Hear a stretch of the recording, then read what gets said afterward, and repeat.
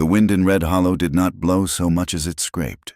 It carried the grit of 3 drought-stricken counties, a fine, choking powder that tasted of iron and dead grass, finding its way through the tightest window seams and into the deepest folds of a woman's clothing.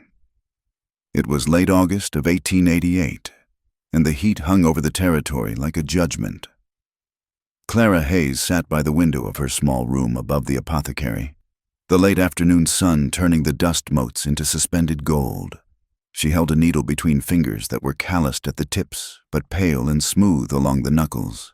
The dress draped over her lap was ivory silk, a delicate, foolish thing destined for the daughter of the town banker. It was a gown meant for a life Clara had forfeited years ago, a life of parlors and piano lessons and the suffocating safety of a respectable marriage. She bit the thread, the snap sharp in the quiet room. Clara stood up, wincing slightly as the steel stays of her corset dug into her lower ribs. The discomfort was a familiar companion, a physical reminder of the armor she wore against the world. But it was not just whalebone and canvas that pressed against her skin. Tucked into a clever, reinforced pocket sewn into the left side of the bodice, resting just beneath the swell of her breast, was the cold, hard weight of a snub-nosed revolver. It was a small weapon, a .32 caliber pocket pistol with a pearl grip that had lost its luster. It was not a gun for a gunfighter. It was a gun for a woman who had learned that the difference between survival and ruin was often a matter of inches and seconds. She never spoke of it. To the town of Red Hollow, Clara was simply the seamstress who mended their Sunday best by day, and the woman who sang at the Golden Spur Saloon by night. She was useful, and she was fallen. That was the extent of their curiosity. She checked her reflection in the cracked mirror. Her high-collared day dress was modest, gray cotton that swallowed her figure, but her eyes, dark, watchful, and tired, gave her away. She smoothed her hair, pinned back severely, and grabbed her shawl. The sun was dipping toward the jagged horizon, painting the sky in bruises of purple and red.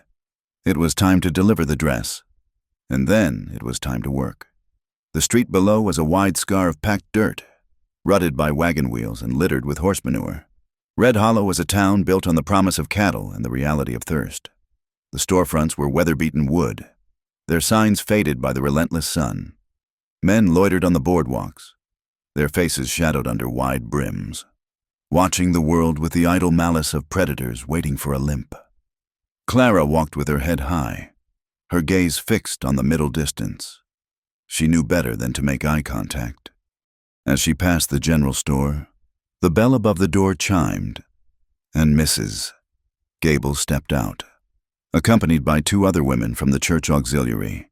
They were dressed in stifling black bombazine, their faces pinched with the self-righteousness that flourished in small towns like weeds in a dry creek bed. Clara paused, stepping aside to let them pass on the narrow boardwalk. It was the custom. The clean stepped first, the stained waited. Mrs. Gable stopped, her eyes raking over Clara with a mixture of disdain and curiosity. "I hear you are finished with the Miller girl's gown, Mrs. Gable said. Her voice was thin, like dry paper tearing. Clara nodded once. "I'm on my way to deliver it now, Mrs. Gable. See that you leave it with the housekeeper at the back door," the woman said, sniffing loudly. "We would not want the girl seeing you before her wedding. It might bring bad luck to the union." The other women murmured their agreement, clutching their Bibles like shields. Clara felt the heat rise in her cheeks, not from shame, but from a cold, simmering anger that she had nursed for 5 years. She tightened her grip on the parcel in her arms. "I will ensure the silk is untouched by my bad fortune," Clara said, her voice steady and low. "The bill is $4, Mrs. Gable scoffed. "You will be paid when Mr. Miller sees fit." They swept past her, leaving a wake of lavender water and judgment. Clara watched them go, her hand drifting unconsciously to her side, pressing against the hidden weight under her corset. It was a reflex, nothing more, a reminder that while they had their Bibles and their husbands, she had 5 rounds of lead and the will to use them. She delivered the dress to the back door as instructed, Taking the coins, the housekeeper thrust at her with a sympathetic grimace, and then turned toward the other side of town, the side where the shadows stretched longer and the laughter was louder and sharper. The Golden Spur Saloon was the heartbeat of Red Hollow's vice, a 2-story structure that smelled of stale beer, sawdust, and unwashed bodies. It was owned, like half the county, by Edgar Vale, though his name was on nothing but the land deeds. Vale was a cattle baron who had built an empire on barbed wire and intimidation. He sat in the high pew on Sundays and counted his illicit earnings on Mondays. Clara entered through the rear alley entrance, a narrow door that led directly to a small dressing room. It was barely a closet, holding a vanity table, a chair, and a rack of gaudy dresses that belonged to the saloon. Not to her. She changed quickly, trading the gray cotton for a dress of crimson velvet. It was cut lower in the chest, though Clara had sewn lace into the neckline to keep some mystery.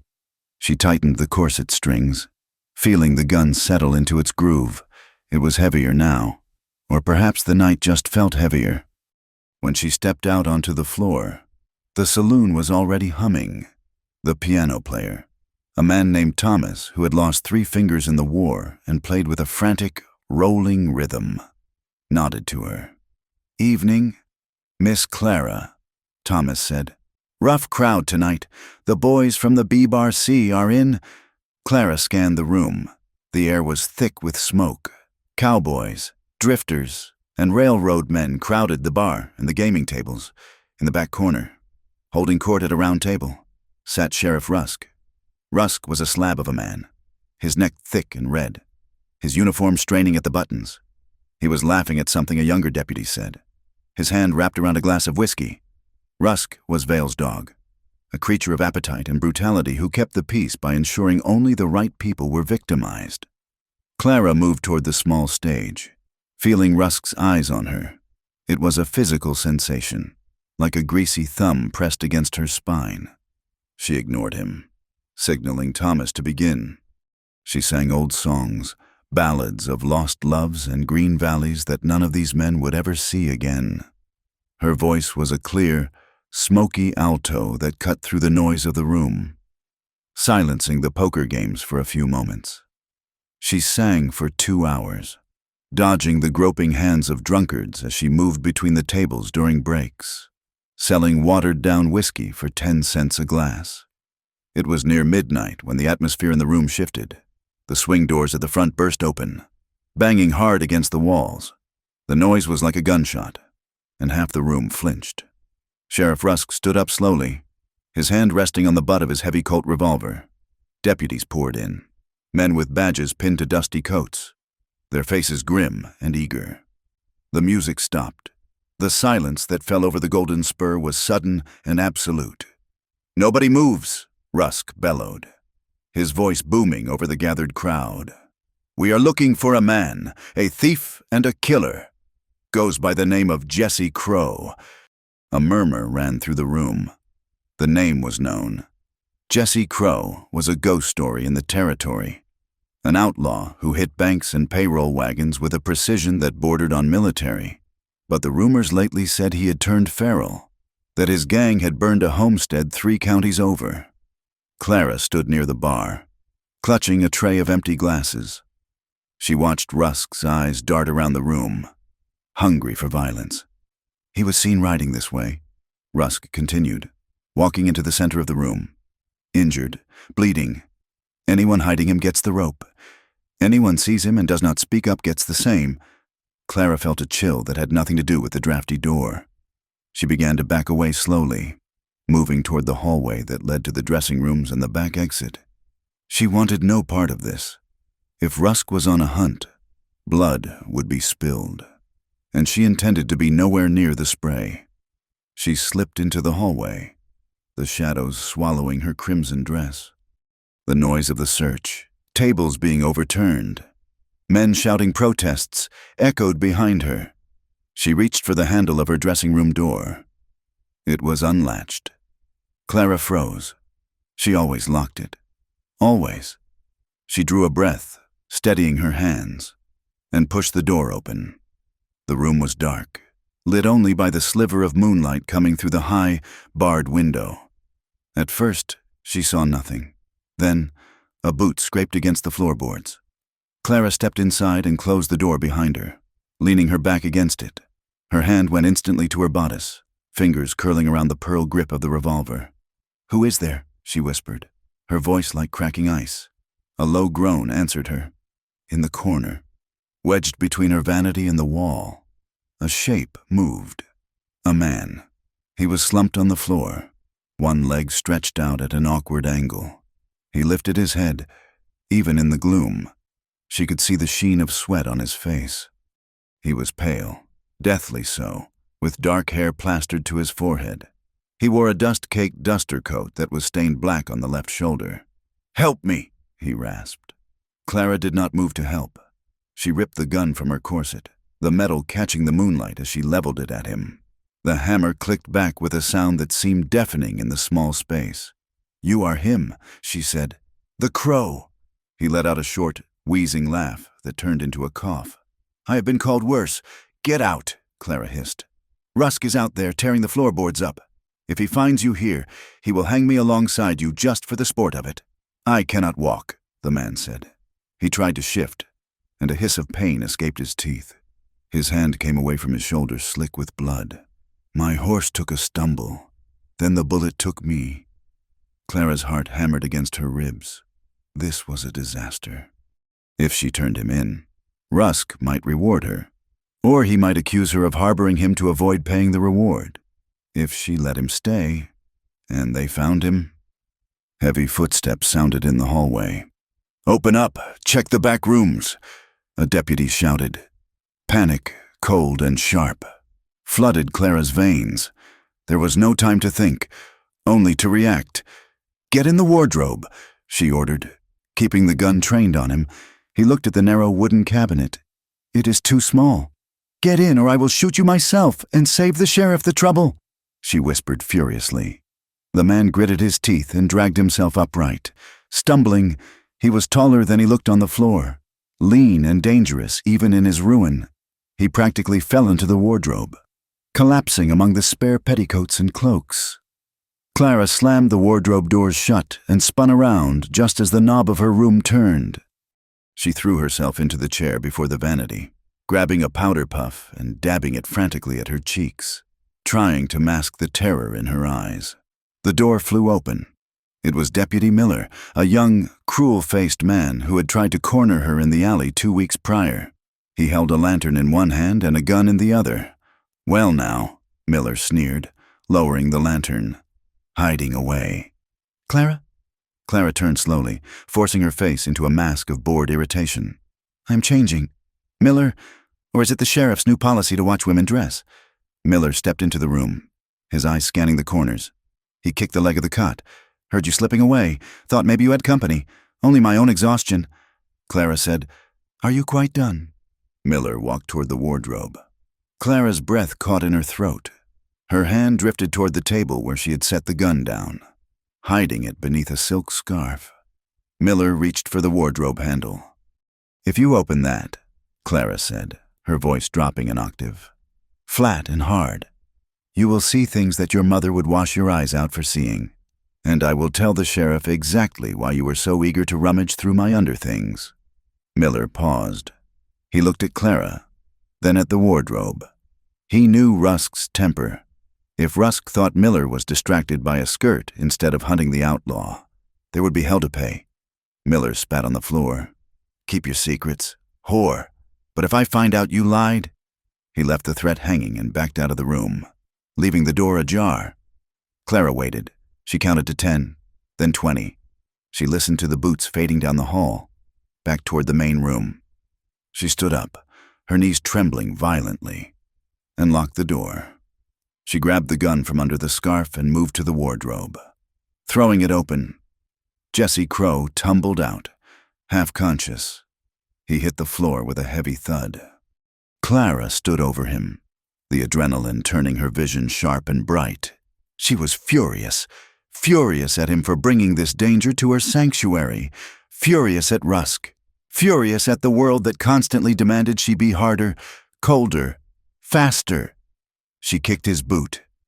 "Wake up," Jesse groaned, his eyes fluttering open. They were gray, like storm clouds, and glazed with fever.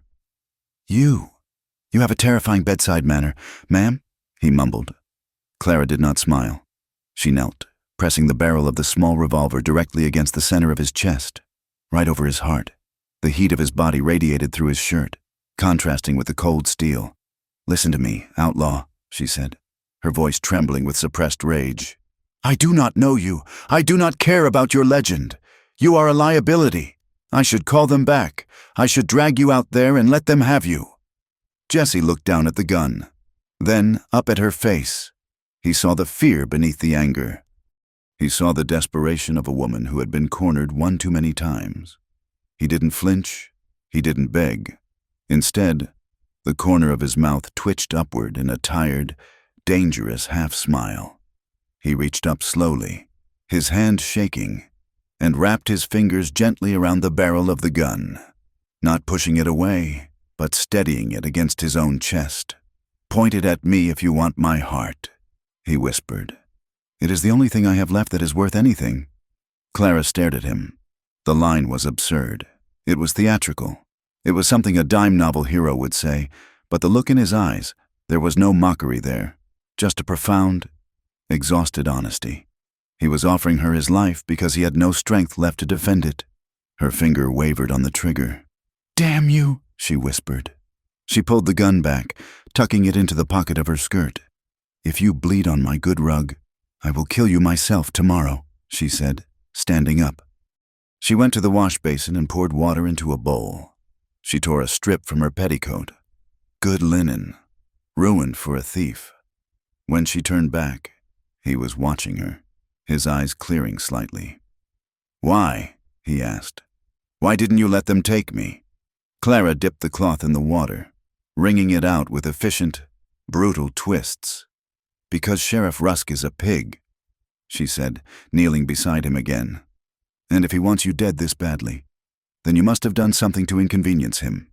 And that, Mr. Crow, makes you the only interesting thing in this town." She pressed the cold cloth to his shoulder. He hissed, his back arching off the floor. But he didn't cry out. "The bullet is still in there," she said, inspecting the wound.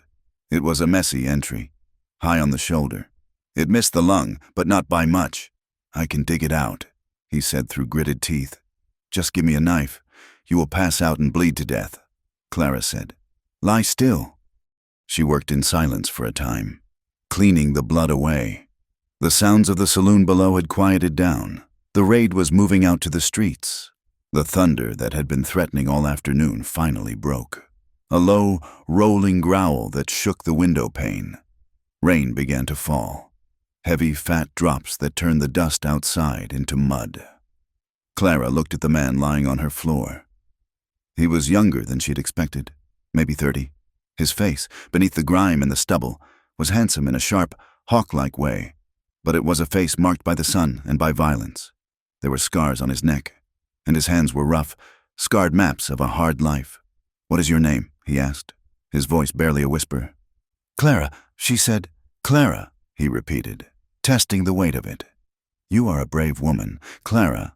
"I am a tired woman," she corrected. "And you are heavy. We need to move you to the cot." She helped him stand, his arm draped over her shoulders. He was heavy, a dead weight of muscle and bone, and the smell of him, sweat, horsehair, rain, and copper blood, filled her nose. It was a raw, masculine scent that was terrifyingly intimate. She lowered him onto her narrow cot. He sighed, his eyes closing as his head hit the pillow. "Sleep," she said. "If you make a sound, I will smother you with the pillow." "I believe you would," he murmured. Clara blew out the lantern, plunging the room into darkness save for the gray light of the storm outside. She sat in the chair by the window, the gun back in her hand, resting on her lap. She watched the rain streak the glass.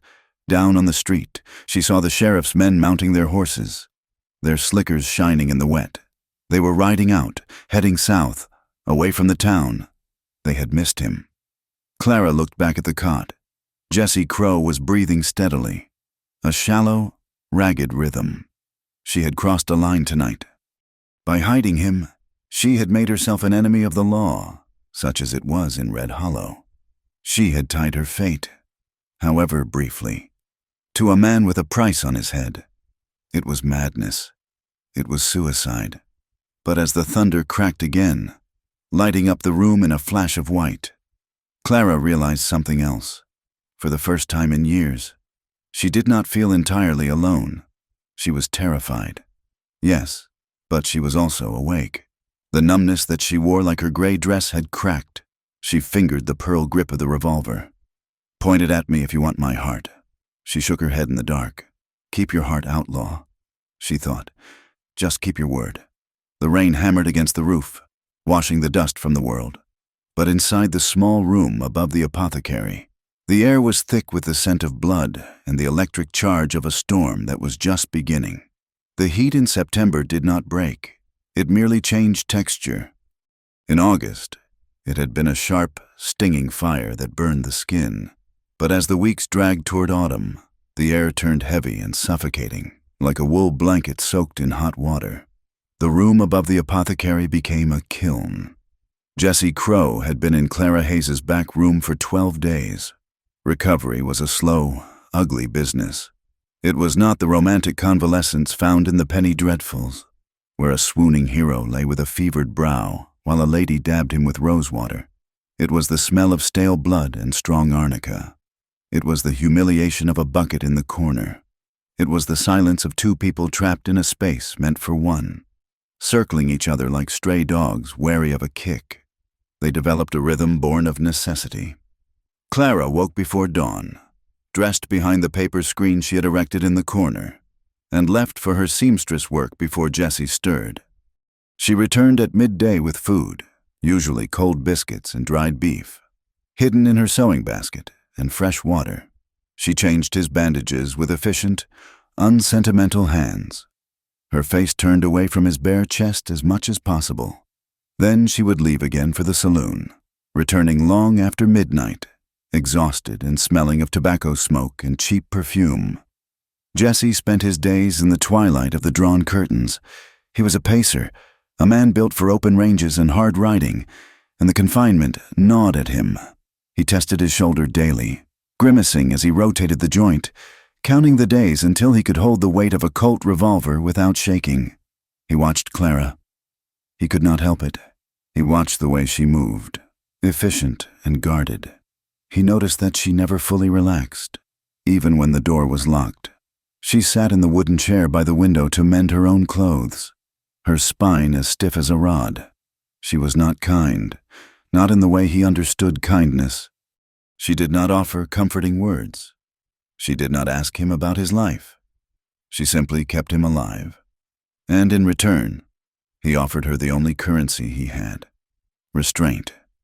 He saw the way she flinched if he moved too quickly. He saw the gun she transferred from her corset to under her pillow every night. He understood that she viewed men as a species of threat, and he was determined to be the exception, if only to pay his debt. On the 14th day, the heat was particularly brutal. Clara sat by the window, the sash thrown open to catch a non-existent breeze. She was mending Jesse's duster coat. The bullet had torn a jagged hole through the heavy canvas and the lining, and she was patching it with a square of dark denim. Jesse sat on the edge of the cot, his shirt unbuttoned against the heat. He watched her needle flash in the dim light. "You have steady hands," he said. His voice was raspy from disuse. Clara did not look up. A seamstress with shaky hands is a beggar. Mr. Crow. Jesse leaned back against the wall. "You could have turned me in yesterday." Sheriff Rusk was standing right outside the apothecary. "I heard him laughing. I considered it," Clara said, biting a thread. "But the reward poster says dead or alive, and Rusk prefers dead. I do not want a corpse in my room. It is hard enough to get the smell of liniment out of the curtains." Jesse chuckled, a low, dry sound. "You are a hard woman. Clara Hayes." Clara paused. She lowered the coat to her lap and looked at him. Her eyes were dark, rimmed with the fatigue of double shifts and sleepless nights guarding a stranger. "I am a living woman." she said. "In this town, that takes a certain amount of hardness." She picked up the coat again, turning the sleeve inside out to check the lining. As she smoothed the fabric, her eyes caught the movement of his arm. He had reached for the water pitcher, the sleeve of his undershirt riding up. Clara stopped. The scars on his forearm were not from bullets or knives. They were thick, ropey welts that wrapped around the muscle in a spiral pattern, white against his tanned skin. They were burn marks, old but deep. She looked at them, then at his face. He saw her looking and slowly pulled the sleeve down, covering the marks. There was no shame in his expression, only a flat, guarded resignation. "Barbed wire?" she asked softly. Jesse poured a cup of water. His hand was steady. "Branding iron." He said. Clara felt a chill that had nothing to do with the draft. "They branded you? Like cattle?" "It was a long time ago," Jesse said, taking a drink. "I was 18. I worked a drive up from Texas. The trail boss claimed I stole a horse. I had not done it, but he needed someone to blame to balance his ledger. He said if I was going to act like a stray, I should be marked like one." He set the cup down. "That is when I learned that the law does not care about the truth. Clara, it cares about who holds the iron." Clara looked down at the coat in her lap. She ran her thumb over the rough patch she had just sewn. She had thought him a villain, a man who chose violence for the thrill of it. But looking at the scars hidden beneath his sleeve, she saw something else. She saw a map of cruelty. She saw a man who had been carved into a weapon by the hands of others. It changed the air in the room. The fear she had been nursing, the fear that he would turn on her, began to recede, replaced by a strange, heavy kinship. "I was married once," Clara said. The words came out before she could stop them. Jesse went still. He did not ask. He just waited. He was a respected man. She continued, her voice devoid of emotion. "A merchant in St. Louis. He had a fine house with velvet curtains. Everyone told me how lucky I was. He did not drink. He did not gamble." She pushed the needle through the canvas, dragging the thread tight, but he liked to break things. Small things. At first, china cups, vases. Then he started on me. He said it was my fault. He said I was too proud, that I needed to be humbled. She looked up at Jesse. "I put crushed glass in his supper," she said flatly. "I did not stay to see if he died. I took his money and I ran, and I have been running ever since." The silence that followed was thick, but it was not heavy. It was the silence of two people lowering their shields. Just an inch. Jesse looked at her, really looked at her. Seeing past the severe hair and the defensive posture, he saw the terror she kept locked in a cage of ribs and whalebone. "You missed," he said softly. Clara frowned. "What? You missed?" Jesse repeated. "If you had killed him, the Pinkertons would have found you by now. Men like that, they have long shadows." Clara let out a breath she didn't know she was holding. Perhaps, or perhaps the glass was too fine. She finished the stitch and bit the thread again. "Here," she said, tossing the coat onto the cot. "It is patched. Try not to get shot on the left side again." "I am running out of denim." 2 days later, the dynamic shifted from quiet confinement to active danger. Clara was walking down Main Street, a basket of supplies on her arm. The sun was directly overhead, bleaching the color out of the world. Dust devils swirled in the street, dancing between the legs of horses hitched at the rails. She was passing the sheriff's office when the door opened and Sheriff Rusk stepped out. He was a mountain of a man, his belly straining against his belt, his face perpetually flushed with heat and whiskey. "Miss Hayes," Rusk boomed. "Just the ray of sunshine I was hoping to see." Clara stopped. She kept her face neutral, her hands gripping the basket handle until her knuckles turned white. "Sheriff," she said, "I am in a hurry. Mrs. Gable is waiting for her lace." Rusk stepped in front of her, blocking her path. He smelled of chewing tobacco and sweat. "Mrs. Gable can wait," Rusk said, his voice dropping to a low rumble. "We need to have a chat. Clara." "About your civic duties. I pay my taxes." "Sheriff, I ain't talking about money," Rusk sneered. He leaned closer, blocking the sun. I'm talking about cooperation. You see a lot of things in that saloon. You hear a lot of things. And yet, when I ask you who comes and goes, you turn into a mute. I mind my own business, Clara said. That is the only way a woman survives in this town. Rusk's eyes hardened. He reached out and brushed a piece of lint from her shoulder. Clara flinched, pulling back. Survival is a privilege, not a right. Rusk said, You exist here because Mr. Vale and I allow it. We tolerate your reputation, but tolerance has a limit. He leaned in until his breath washed over her face. We have a new shipment coming in on the train Thursday, he whispered. Girls, fresh from the east, looking for work. Domestic service, the advertisement said. He smiled, a greasy, knowing grin. Mr. Vale needs places to put them, work placements. Some might go to the brothels in the mining camps, some might stay here at the Golden Spur. I reckon you could help break them in. Show them the ropes. Tell them how much better it is to be agreeable. Clara felt the blood drain from her face. She felt sick. She knew what he was talking about. She had seen new girls arrive before, bewildered, clutching carpet bags, asking for jobs that didn't exist. They usually disappeared within a week, shipped out to the rough camps in the hills where men paid in gold dust and violence. I am a seamstress, Clara said, her voice shaking slightly. Not a madam. Rusk stepped back, his smile vanishing. You are whatever I say you are, Clara. And if you are not useful, you are just clutter. And I have a habit of clearing out clutter. You remember that. He tipped his hat mockingly and strode away toward the saloon. Clara stood in the street, the sun beating down on her, feeling cold to her bones. It wasn't just corruption. It was a machine. Vale and Rusk were importing women like cattle, using the railroad to feed the appetites of the frontier. And they wanted her to be a cog in that machine. She hurried back to the apothecary, her heart pounding. When she burst into the room, Jesse was standing by the window, peering through a crack in the shutters. He spun around, his hand going to his hip before he realized it was her. What happened? He asked, seeing her pale face. Clara set the basket down, her hands trembling. She told him.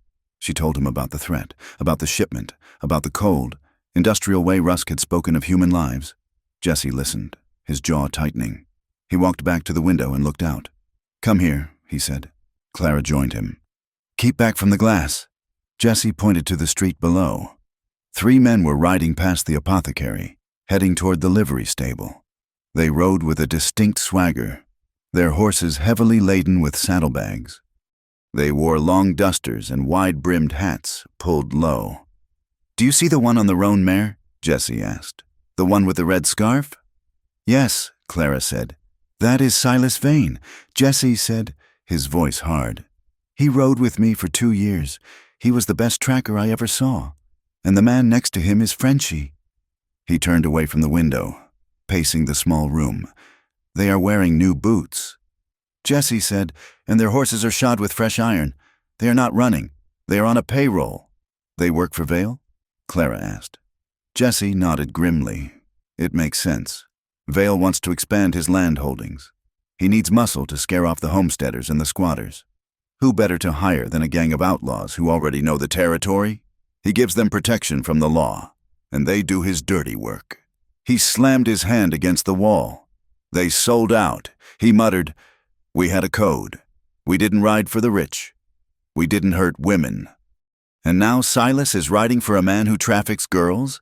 He looked at Clara, his gray eyes burning. I have to stop them. You can barely lift your arm.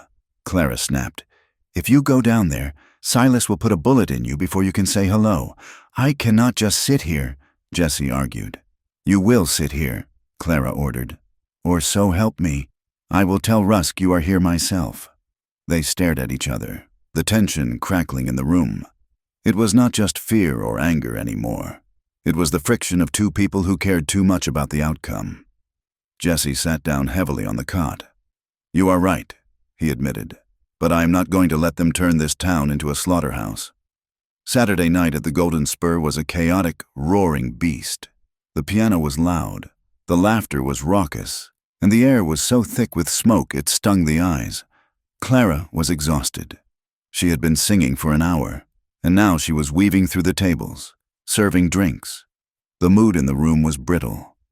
The miners were flush with pay, and the cowboys were drunk and looking for a fight. She approached a table near the back where 4 men were playing poker. One of them was a new deputy, a man named Hatcher. He was young, mean, and trying too hard to impress the older men. "Whiskey. Darling," Hatcher slurred, grabbing Clara's wrist as she set a glass down, and a smile. "You haven't smiled all night." "Let go of my arm," Clara said, her voice low. Hatcher laughed, tightening his grip. "You are a cold one, aren't you? That is what the boys say. Clara, the Ice Queen. Maybe you just need the right man to melt you." He yanked her toward him. Clara stumbled, the tray in her other hand tilting, sending 2 glasses of whiskey sliding off to crash onto the floor. The sound of breaking glass silenced the nearby tables. Clara tried to pull away, but Hatcher was strong. He pulled her into his lap, his hand groping at her waist, his wet mouth searching for her neck. "Stop it," Clara shouted, driving her elbow into his ribs. Hatcher grunted but didn't let go. He slapped her, a sharp, stinging blow across the cheek that made her ears ring. "You hold still when I'm being nice to you," Hatcher snarled. The room watched. No one moved. The piano player faltered. Rusk was not there, but his spirit was. This was the law in Red Hollow, taking what it wanted. Clara's hand went to her corset. She was going to shoot him. She didn't care about the consequences anymore. She could feel the cold pearl grip. Then, a shadow fell over the table. There was no shout, no dramatic entrance. One moment Hatcher was grappling with her, and the next, a hand reached down, a hand wrapped in a bandage, shaking slightly, but with a grip like iron. The hand grabbed Hatcher's thumb and bent it backward with a sickening snap. Hatcher screamed, releasing Clara. He scrambled up, reaching for his gun with his other hand. Jesse Crow stepped into the light. He was wearing his mended duster coat, his hat pulled low. He looked like death warmed over, pale, sweating, his left arm held stiffly against his side, but the gun in his right hand was steady, and it was pressed directly against Hatcher's forehead. "Sit down," Jesse said. His voice was not loud. It was a whisper that carried across the room. Hatcher froze. He looked into Jesse's eyes and saw the void. "Drop the gun," Jesse ordered. Hatcher opened his hand. His revolver clattered to the floor. Jesse looked around the room. He saw Silas Vane sitting at a table in the corner. Silas was staring at him, mouth slightly open, a card halfway to the table. Jesse didn't acknowledge him. He kept his eyes on the deputy. "You touch her again," Jesse said to Hatcher, "and I will not kill you. I will shoot your kneecaps off and leave you for the coyotes. Do you understand?" Hatcher nodded, tears of pain streaming down his face, clutching his broken thumb. Jesse holstered his gun. He looked at Clara. She was trembling, a red mark blooming on her cheek. "Come on," he said. He didn't touch her. He just turned and walked toward the back door. Clara followed him, her head high, ignoring the whispers that erupted like wildfire behind them. They walked out into the alley, into the cool night air. Clara's legs gave out, and she stumbled. Jesse caught her with his good arm, pulling her against him. They moved quickly through the shadows, avoiding the main street, back to the apothecary stairs, when they were finally inside the room. With the door locked and bolted, the adrenaline crashed. Clara leaned against the door, her chest heaving. She touched her cheek. "You shouldn't have done that," she whispered. "They saw you. Silas saw you." Jesse was leaning against the vanity, gasping for breath. The exertion had cost him. Fresh blood was seeping through the bandage on his shoulder. "I could not watch it," he said. "I tried. I watched from the back, but—" He looked at her, his eyes dark with pain and something else. "You were going to shoot him," Jesse said. "Yes," Clara admitted. "Then I saved you from a hanging," he said. "That is a fair trade for the bandages." Clara looked at him. He was swaying on his feet. He had risked everything, his freedom, his life, his anonymity, for her. Not for a reward, not for a reputation. For her. The town would destroy her for this. She knew that. Tomorrow, the whispers would start. She tempted him. She brought the outlaw down on us. She is the reason for the violence. She would be a pariah. But looking at Jesse, standing there bleeding for her sake, she realized she didn't care about the town. She walked over to him. She reached out and took his hand, the rough, scarred hand that had broken a man's thumb to save her dignity. "Thank you," she said softly. Jesse looked down at her. The distance between them, which they had so carefully maintained for weeks, evaporated. The heat of the room seemed to spike. He reached up with his good hand and gently touched the red mark on her cheek. His thumb brushed her skin. Rough, but impossibly tender. "They do not deserve you." "Clara," he murmured. Clara made a sound that was half sob, half sigh. She stepped closer, tilting her head up. Jesse lowered his head. The kiss was not like the ones in the stories. It was desperate. It tasted of salt and fear and tobacco. It was a collision of two people who had been drowning and had suddenly found a piece of driftwood. Clara gripped the lapels of his duster, pulling him closer, needing to feel the reality of him. Jesse's arm went around her waist, holding her tight, anchoring her. It was a kiss that acknowledged the danger outside the door. It was a pact. We are here. We are alive. And we are not alone. When they pulled apart, they were both breathless. Jesse rested his forehead against hers. "We have to leave," he whispered. "Rusk will come for us now." Clara nodded, her eyes closed, listening to the beat of his heart against her chest. "I know," she said, "but not tonight. Tonight, the door is locked." Jesse pulled her closer, burying his face in her hair. "Tonight, the door is locked," he agreed. Outside. The wind picked up, howling through the eaves of Red Hollow, carrying the scent of a storm that would wash the streets clean or drown them entirely. The October wind in Red Hollow was a thief. It stole the last of the summer heat, stripping the moisture from the air until the skin felt like parchment, and it rattled the loose boards of the town as if testing the strength of every nail. The incident at the Golden Spur had settled over the town like a bruise, tender to the touch and ugly to look at. Edgar Vale did not shout. He was a man who understood that true power lay in silence and the slow accumulation of leverage. 2 days after Jesse Crow had broken Deputy Hatcher's thumb, Vale summoned Clara to his office above the bank. It was a room that smelled of expensive cigars and mahogany polish, a stark contrast to the dust and manure of the street below. Vale sat behind a desk that was wider than a wagon bed, his fingers steepled together. He was a handsome man in a hollow sort of way, with silver at his temples and eyes that looked like polished stones. "Please, sit down, Miss Hayes," Vale said, gesturing to a velvet chair. Clara remained standing. The corset felt tighter than usual today, the gun beneath it a cold, reassuring pressure against her ribs. "I have work to do, Mr. Val," Clara said. "The saloon opens in 2 hours." Vale smiled, but it did not reach his eyes. "That is exactly what I wish to discuss. The saloon, it is becoming a dangerous place for a woman of your delicate position." "I can handle the saloon," Clara said. "Can you?" Vale asked softly. "Deputy Hatcher was a misunderstanding."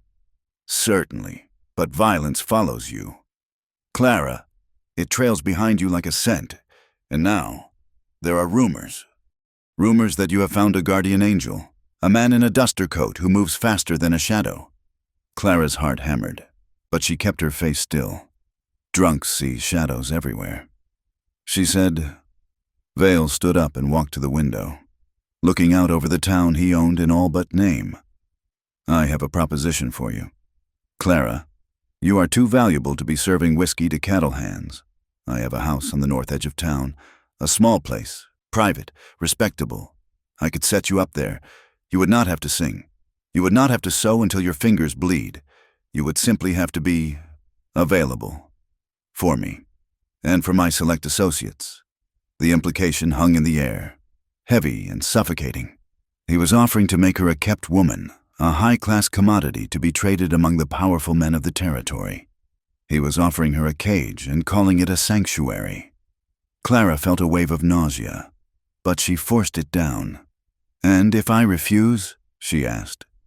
Vale turned back to her, his face a mask of polite regret. "Then I cannot guarantee your safety. Clara, the law is a fickle thing. Sheriff Rusk is very upset about his deputy's hand. If something were to happen to you, an accident, a fire, a sudden arrest, I would be powerless to stop it. Think of this as protection." "I do not need your protection," Clara said, her voice trembling with a rage she could barely contain. "I need my wages, and I need to be left alone." She turned and walked out, ignoring his call to wait.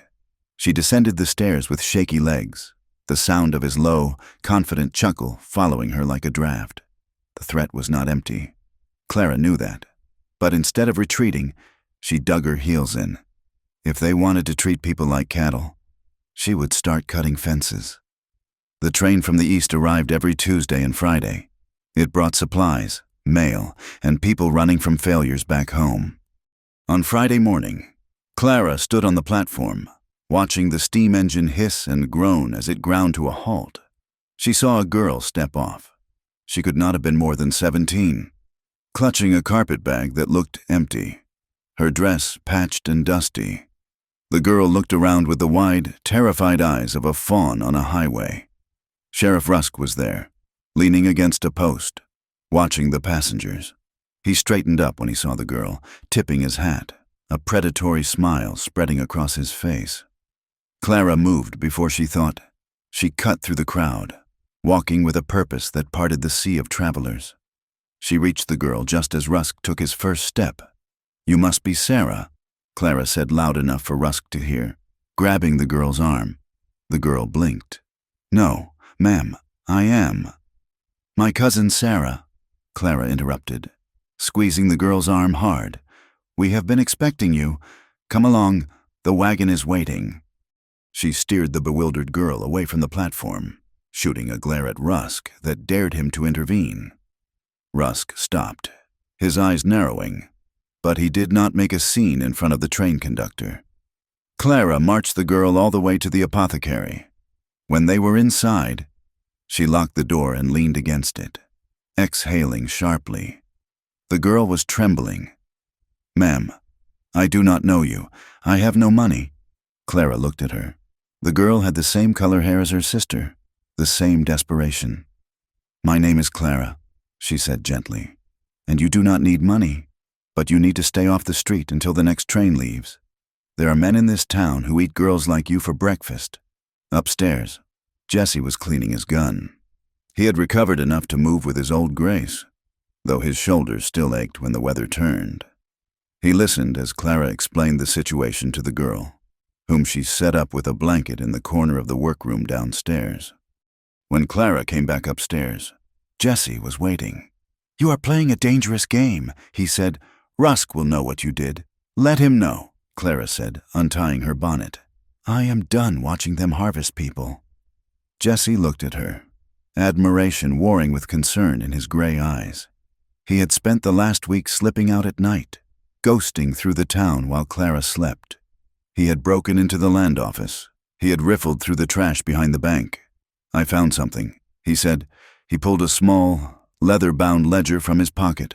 "Vale keeps duplicate records." Jesse said, "He is arrogant. He thinks no one would dare touch his things. This ledger details shipments, not of cattle, of labor." He opened the book to a marked page.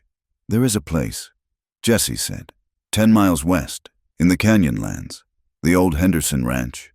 It has been abandoned for years, or so people think. The ledger lists it as a holding site. Supply wagons go out there twice a week." Clara looked at the book. The handwriting was precise, bureaucratic. It reduced human misery to columns and figures. "We have to see it," Clara said. Jesse nodded. "I intend to, but I cannot ride out alone.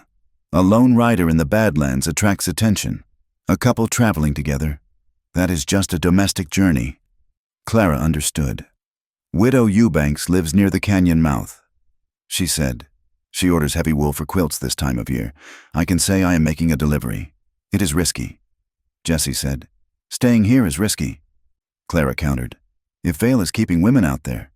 We need to know. We need proof. They left at dawn the next day. They took a buckboard wagon, battered but sturdy, drawn by 2 mules that Clara rented from the livery stable. Jesse wore his hat pulled low and a scarf around his neck, hiding his face from the casual observer. To anyone passing by, they were just a seamstress and a hired hand delivering goods. The country west of Red Hollow was a graveyard of ambition. The land rose in jagged, red rock spines, tearing at the blue sky. The earth was scorched and cracked, dotted with sagebrush that clung to life with spiteful tenacity. It was beautiful in a violent, indifferent way. They rode in silence for the first few hours. The heat rose, baking the dust into a fine powder that coated their clothes.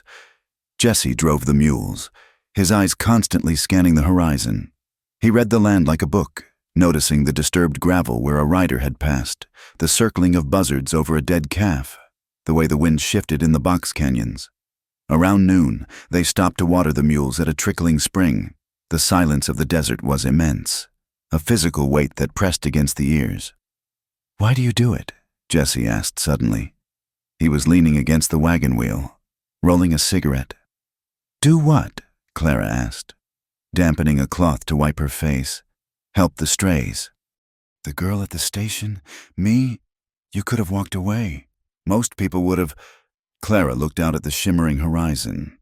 A hawk was hunting in the distance, diving toward the scrub. I have a sister, Clara said. Her name is Alice. She had never said the name aloud in Red Hollow. It felt like breaking a seal. She was 16 when she vanished. Clara continued. We were in Kansas City. I was working in a laundry. She was supposed to meet me after her shift at the mill. She never came. She looked at Jesse. Her eyes were dry, but they held a grief so old it had become part of her structure, like a cornerstone. I went to the police. They laughed.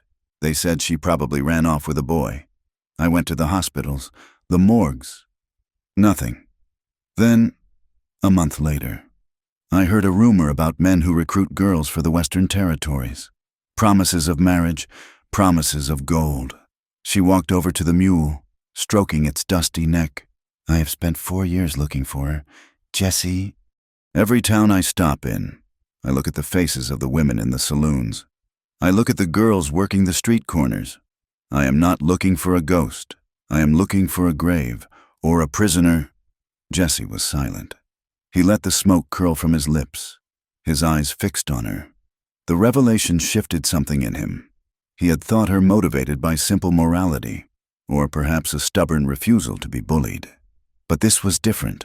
This was a wound that refused to close. It wasn't just about survival for her. It was a crusade. He dropped the cigarette and crushed it under his boot. We will find out what is at that ranch. Clara, he said, I swear it. They reached the high ridge overlooking the old Henderson place by late afternoon. They left the wagon in a dry wash and climbed the last 100 yards on foot, belly crawling through the sagebrush to the edge of the cliff. Below them, nestled in a box canyon that hid it from the main road, was the ranch. It was a sprawling collection of buildings, fortified with new timber. A high fence, topped with barbed wire, encircled the main bunkhouse. Jesse pulled a small brass telescope from his coat pocket and peered down. 4 guards, he whispered. Rifles. They are walking a perimeter. He handed the glass to Clara. She put it to her eye. The lens magnified the scene, bringing the horror into sharp focus. In the yard, a group of women were washing clothes in large tin tubs. They wore gray shifts, shapeless and drab. They moved with the slow, robotic lethargy of the exhausted. One of them stumbled, dropping a basket of wet linens. A guard stepped forward and struck her across the shoulders with the butt of his rifle. Clara gasped, the sound sharp in the quiet air. She saw the woman fall. She saw the other women freeze, heads bowed, terrified to intervene. It is a prison, Clara whispered, her hand gripping the rock until her nails broke. It is not a ranch. It is a holding pen. Jesse took the glass back. He swept it across the compound. "I see wagons," he said, "covered, prepared for long travel. They are moving them soon, probably further west, or south to Mexico." He lowered the glass. His face was hard, the lines around his mouth etched deep. "We have seen enough," he said. "If we stay, the sun will catch the glass. We need to go." Clara wanted to scream. She wanted to take the gun from her corset and fire down into the yard, to kill the man who had struck the woman, but she knew the distance was too great, and the odds were suicide. She forced herself to crawl back, dragging her rage with her like a heavy chain. They camped that night in a shallow cave 5 miles from the ranch, hidden from the wind and the road. The temperature plummeted as soon as the sun vanished. The desert night was a cold, indifferent void, the stars hanging like chips of ice in the black sky. They built a small fire, feeding it with dried mesquite roots that burned hot and smokeless. They sat close to the flames, wrapped in blankets. They ate beans from a tin and drank coffee that was thick and bitter. The intimacy of the camp was different from the intimacy of the room in town. There were no walls here, no locks, just the two of them and the vast, breathing dark. Jesse sat with his back to the stone, watching Clara. The firelight softened the severe lines of her face, making her look younger, less armored. "You think she is down there, do you not?" Jesse asked quietly. "Alice?" Clara stared into the fire. "I do not know," she admitted. "Part of me hopes she is, because if she is there, I can save her. But part of me hopes she is dead, because if she has been in a place like that for 4 years... She trailed off. The thought was too dark to voice. Jesse reached out and took her hand. His skin was rough, warm against the chill of the night. "If she is there, we will find her," he said. "And if she is not, we will burn that place to the ground so no one else's sister ever ends up there." Clara looked at him. "You were going to leave," she said. "Once your shoulder healed, you were going to head for California." "I was," Jesse said. "And now?" "Now I'm angry," Jesse said. "And I am tired of running from things that matter." He squeezed her hand. "You asked me once if I had a heart. Clara, I told you to point a gun at it. I think I am starting to find it again, and it is angry." The air between them charged, heavy with the unspoken. Clara looked at his mouth, then up to his eyes. The desire that flared was not the frantic, adrenaline-fueled spark of their first kiss. This was slower, deeper. It was a recognition of shared scars. She moved closer, the blanket slipping from her shoulder. "Jesse," she whispered.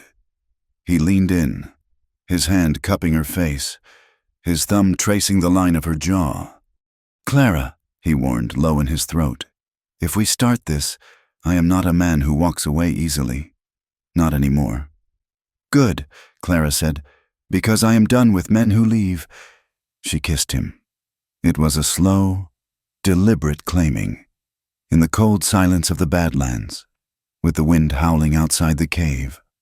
They found a warmth that had nothing to do with the fire. It was a tenderness they both feared, a fragility they both needed. They held each other not as heroes, but as two broken things fitting together to make something whole. The return to Red Hollow 2 days later was a descent back into hell. They arrived on Sunday morning.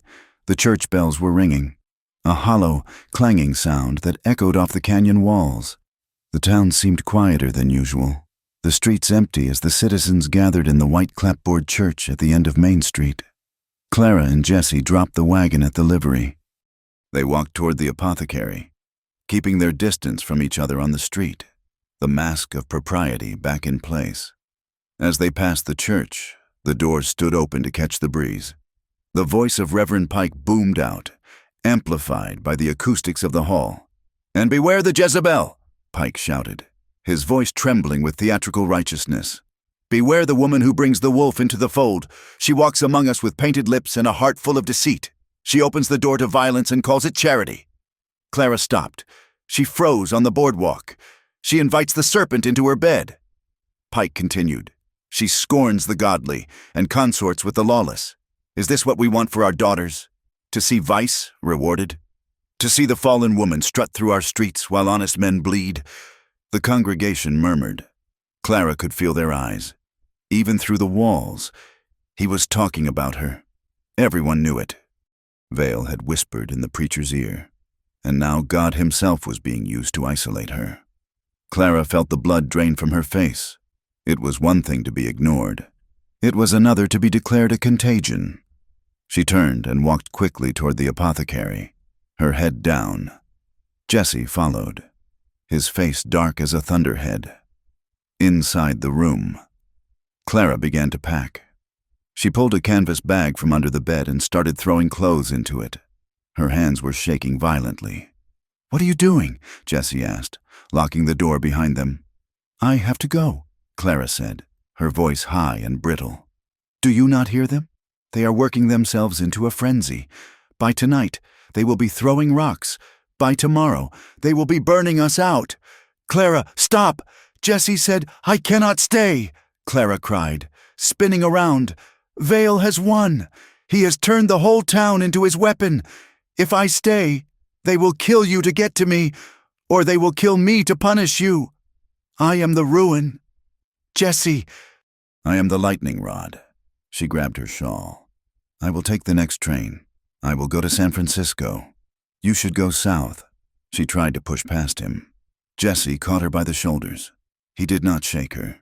He just held her, anchoring her to the spot. "No," he said. "Let me go." "Jesse, no!" he shouted, his voice cracking the panic in the room. He looked down at her, his eyes blazing. "I have spent 10 years running. Clara, I ran from the law. I ran from my past. I ran from the memory of the brand on my arm. And where did it get me? Bleeding out on a floor in a stranger's room." He tightened his grip on her shoulders. "I am done running. I am done letting men like Vale decide where I can live and who I can love." He let go of one shoulder and reached into his coat, pulling out the ledger he had stolen. "We have this," he said. "We have the proof. We know where the ranch is. We saw the women. We cannot fight a whole town," Clara whispered, tears spilling over her lashes. "We do not have to fight the town," Jesse said. "We just have to show them the truth. Pike is a windbag, but the people are scared. They are asleep. We have to wake them up." He took her face in his hands, wiping a tear from her cheek with his thumb. "You are not a ruin. Clara, you are the strongest thing I have ever known. You saved my life. Now let me help you save yours." Clara looked at him. She saw the resolve in his face, the steady, unyielding love that had grown in the shadow of violence. She realized that leaving would not save him. It would only destroy them both. She took a deep breath, her hands coming up to cover his. "Okay," she whispered. We stay. Jesse affirmed. "And we fight." Jesse looked at the ledger, then at the gun tucked into her corset. "We fight," he said, "but we do not fight fair. We fight to win." He walked to the window and looked out at the church, where the hymn was starting. "We need allies," he said. "We cannot do this alone." "I know a few," Clara said, her mind finally clearing. "There is a deputy, the one whose mother was Apache. He hates Rusk. And Widow Eubanks. Vale stole her water rights last year. And the ranch hand," Jesse added, "the one I saw at the saloon. He looked like he had seen a ghost when Hatcher touched you. I think he knows what Vale is doing, and it is eating him alive." They stood together in the dusty room, the plan forming between them. The fear was still there, cold and sharp, but it was no longer paralyzing. It was fuel. Clara reached under her corset and pulled out the small revolver. She checked the cylinder. 5 rounds. She snapped it shut. "Let us go find some witnesses," she said. Outside, the wind howled, kicking up dust against the window. But inside, the decision was made. The storm was no longer something to hide from. It was something they would become. The November sky over Red Hollow was the color of a bruised plum. The heat had finally broken, snapped in two by a cold front drifting down from the Rockies, bringing with it a biting wind that rattled the teeth and a smell of ozone that promised violence. Jesse Crow moved through the rail yard like a wraith. It was 3 o'clock in the morning, the hour when the iron beasts slept. and the only sound was the hissing of cooling steam and the crunch of cinders under boots. He kept to the shadows of the boxcars, his shoulder aching in the damp air, his hand resting near the gun on his hip. He found Dutch leaning against a water tower, smoking a pipe that smelled of cherry wood and cheap tobacco. Dutch was a rail clerk with ink-stained fingers and a spine curved from 20 years over a ledger. But he had ridden with Jesse's father before the war, and he remembered debts. "You are playing with fire, Jesse," Dutch said without turning around. He tapped his pipe against the wood. "Vale has men watching the manifest logs." "I do not need the logs," Jesse said, stepping out of the dark. "I need to know the schedule. When does the special cargo move?" Dutch sighed. A long, rattling sound. He turned, his face lined and weary in the moonlight. "There is a cattle train headed for the border on Friday," Dutch said quietly. "But there are 2 cars attached to the rear, windowless, reinforced. The bill of lading lists them as machinery parts, but machinery does not need water barrels and straw bedding." "Friday," Jesse repeated. "That is 3 days. They are clearing out the holding ranch," Dutch warned. "The governor is planning a tour of the territory next month. Vale wants the inventory gone before the politicians start shaking hands and kissing babies. If those girls get on that train, Jesse, they are gone. They will disappear into the mines in Mexico. You will never see them again." Jesse nodded. He slipped a gold coin into Dutch's pocket. It was the last of his money, but it bought silence. "Watch your back, son," Dutch whispered. "The rails sing, and they say Rusk is hiring gun hands from as far as Tucson." Jesse melted back into the shadows, his mind racing. 3 days. It was not enough time to gather a posse, but it was just enough time to start a war. While Jesse worked the shadows, Clara Hayes walked into the light. She had secured a commission from Mrs. Thorne, the wife of the town banker and a woman whose social ambition was only matched by her vanity. Mrs. Thorne needed a gown for the upcoming harvest festival, a velvet monstrosity in deep emerald that she hoped would outshine the mayor's wife. Clara knelt on the parlor floor of the Thorne residence, her mouth full of pins, adjusting the hem. The room was suffocatingly warm, heated by a coal stove and the heavy presence of Mrs. Thorne and her friends, Mrs. Gable and Mrs. Pike, the preacher's wife. They spoke as if Clara were furniture. "It is simply scandalous, Mrs." Pike said, sipping tea from a china cup. "Reverend Pike says the man is a killer, a cold-blooded animal. And to think he was hiding right under our noses.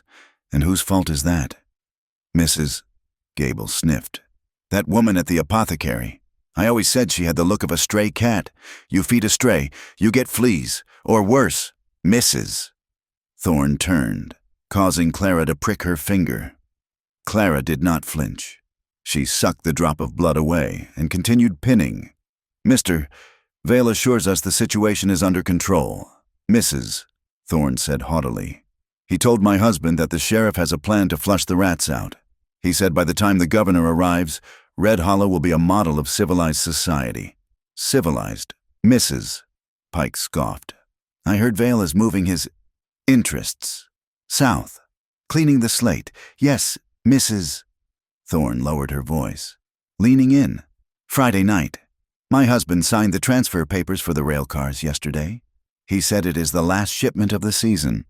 Once it is gone, the town will be quiet again."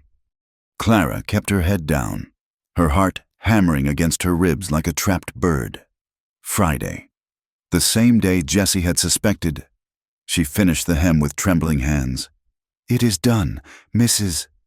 Thorne," Clara said, standing up and brushing the lint from her skirt. "Mrs." Thorne looked at the dress in the mirror, turning side to side. "It will do," she said dismissively. "You may go, and use the back door. We are expecting guests." Clara walked out into the cold afternoon air, her shawl pulled tight. She felt dirty, coated in the grime of their casual cruelty. But she had the truth, and the truth was a weapon she intended to use. The Harvest Festival fundraiser was held the following evening in the church basement. It was the social event of the season. a gathering of pie auctions and moral posturing intended to raise money for a new church bell. Clara had not been invited. She went anyway. She wore her plainest dress, a brown wool that had been turned twice, and her hair was pulled back severely. She entered the hall, and the noise died instantly. The fiddle player in the corner stopped his bow mid-stroke. 50 pairs of eyes turned to her, cold and judging. Sheriff Rusk stood near the punch bowl, his thumbs hooked in his belt. He watched her with a smirk that promised retribution. Clara walked to the table where the ladies were selling raffle tickets. She placed a silver dollar on the white tablecloth. "1 ticket, please," Clara said. Her voice was steady, though her knees felt like water. "Mrs." Gable stared at the coin as if it were cursed. "We do not want your money," she hissed. "It is American silver," Clara said. "It spends the same as anyone else's." "I said no." "Mrs.," Gable said, her voice rising. "This is a respectable gathering. We do not break bread with harlots." A murmur went through the room. Someone laughed. A man in the back called out, "Ask her what she charges for a dance." Clara stood her ground. She looked at Mrs. Gable, then at Mrs. Thorne, and finally at Reverend Pike. "I am here to support the church," Clara said loudly. "Is charity only for the saints? Because I see a lot of sinners in this room." She looked directly at Sheriff Rusk. "I see men who take bribes. I see men who hurt women. And I see wives who look the other way because they like their silk dresses." Silence stretched tight as a drumhead. Rusk stepped forward, his face flushing red. "That is enough," Rusk growled. "Get out. Clara, before I drag you out." Clara looked him in the eye. "You can drag me out, Sheriff, but you cannot drag the truth out with me. Everyone knows what you are doing, and God is watching." She turned and walked out, leaving the silver dollar on the table. It shone under the lamplight, a small, defiant moon. As she stepped into the night, the sky broke open. The storm did not start with rain. It started with a roar. A flash flood in the high desert is a monster. It is a wall of water born miles away in the mountains, gathering speed and debris as it barrels down the dry washes. The sound hit the town before the water did. A low, grinding rumble, like the earth tearing apart. Then the rain came, a deluge that turned the dust to slick, impassable mud in seconds. Clara was halfway to the livery stable where she was to meet Jessie when the street became a river. The dry creek bed that ran through the center of town overflowed, sending brown water surging over the boardwalks. "Clara!" She heard Jessie's voice over the roar of the wind. He was on horseback, leading a second mount, struggling against the gale. He reached down and hauled her up behind him. "We have to go," he shouted. "The wash is flooding the road to the north. There are families out there in the shanties." They rode hard, the horses slipping in the mud. The world had dissolved into chaos. Lightning flashed, illuminating a landscape that looked like the end of days. Trees were uprooted, tumbling end over end in the churning water. 2 miles out of town, near the crossing of Willow Creek, they saw it. A wagon was overturned in the rising water. A man was waist deep, trying to hold up the wagon bed, while a woman screamed, clutching a bundle of blankets. It was a migrant family, likely headed for the mines. They were trapped. Jessie did not hesitate. He spurred his horse into the water. "Hold on," he yelled to Clara. The water was freezing, a shock that took the breath away. The current slammed against the horse, nearly knocking them over. Jessie fought the reins, guiding the animal toward the wagon. "Take the child!" Jessie roared at the woman. Clara reached out, her arms straining. The woman passed the bundle, a terrified toddler, into Clara's arms. "Now you!" Jessie yelled. He grabbed the woman's arm and hauled her up behind Clara. The horse groaned under the weight. The man in the water lost his footing. He went under, the brown water swallowing him. "No!" the woman screamed. Jessie drew his rope. He built a loop with one hand, his movements practiced and calm despite the chaos. He threw it. The loop landed true, catching the man as he surfaced, gasping. Jessie dally-wrapped the rope around the saddle horn and turned the horse toward the bank. "Pull!" Jessie gritted his teeth. the veins in his neck standing out. The horse surged, its hooves clawing for purchase in the mud. Slowly, agonizingly, they dragged the man from the river. They collapsed on the high ground, the rain hammering down on them. The migrant family huddled together, shivering and weeping. Jesse and Clara sat in the mud, gasping for air, soaked to the bone. There was no sheriff here, no cattle baron, no judgment, just life and death, and the choice to act. Jesse looked at Clara. Her hair was plastered to her face, her dress ruined, holding the crying child. She looked fierce. She looked beautiful. "We need shelter," he said. "The old line shack. It is 1/2 mile up the ridge." The cabin was little more than a pile of logs with a tin roof, but it was dry. Jesse built a fire in the stone hearth, feeding it with dry wood stored in the corner. The migrant family took the back corner, falling asleep almost instantly from exhaustion. Jesse and Clara sat by the fire. They had hung their wet outer clothes on a line of rope. Clara was wrapped in a rough wool blanket. Jesse wore only his undershirt and trousers. The sound of the rain on the tin roof was deafening, a relentless drumbeat that isolated them from the rest of the world. The firelight danced on the walls, creating a small, warm universe in the midst of the storm. "You were reckless," Clara said softly, wringing out her hair. "You could have drowned." "I could have," Jesse admitted, pouring coffee from a battered pot into 2 tin cups. "But I didn't." He handed her a cup. Their fingers brushed. The contact sent a jolt through Clara that warmed her more than the fire. She looked at him. The water had washed away the grime of the trail. He looked younger, but his eyes were ancient.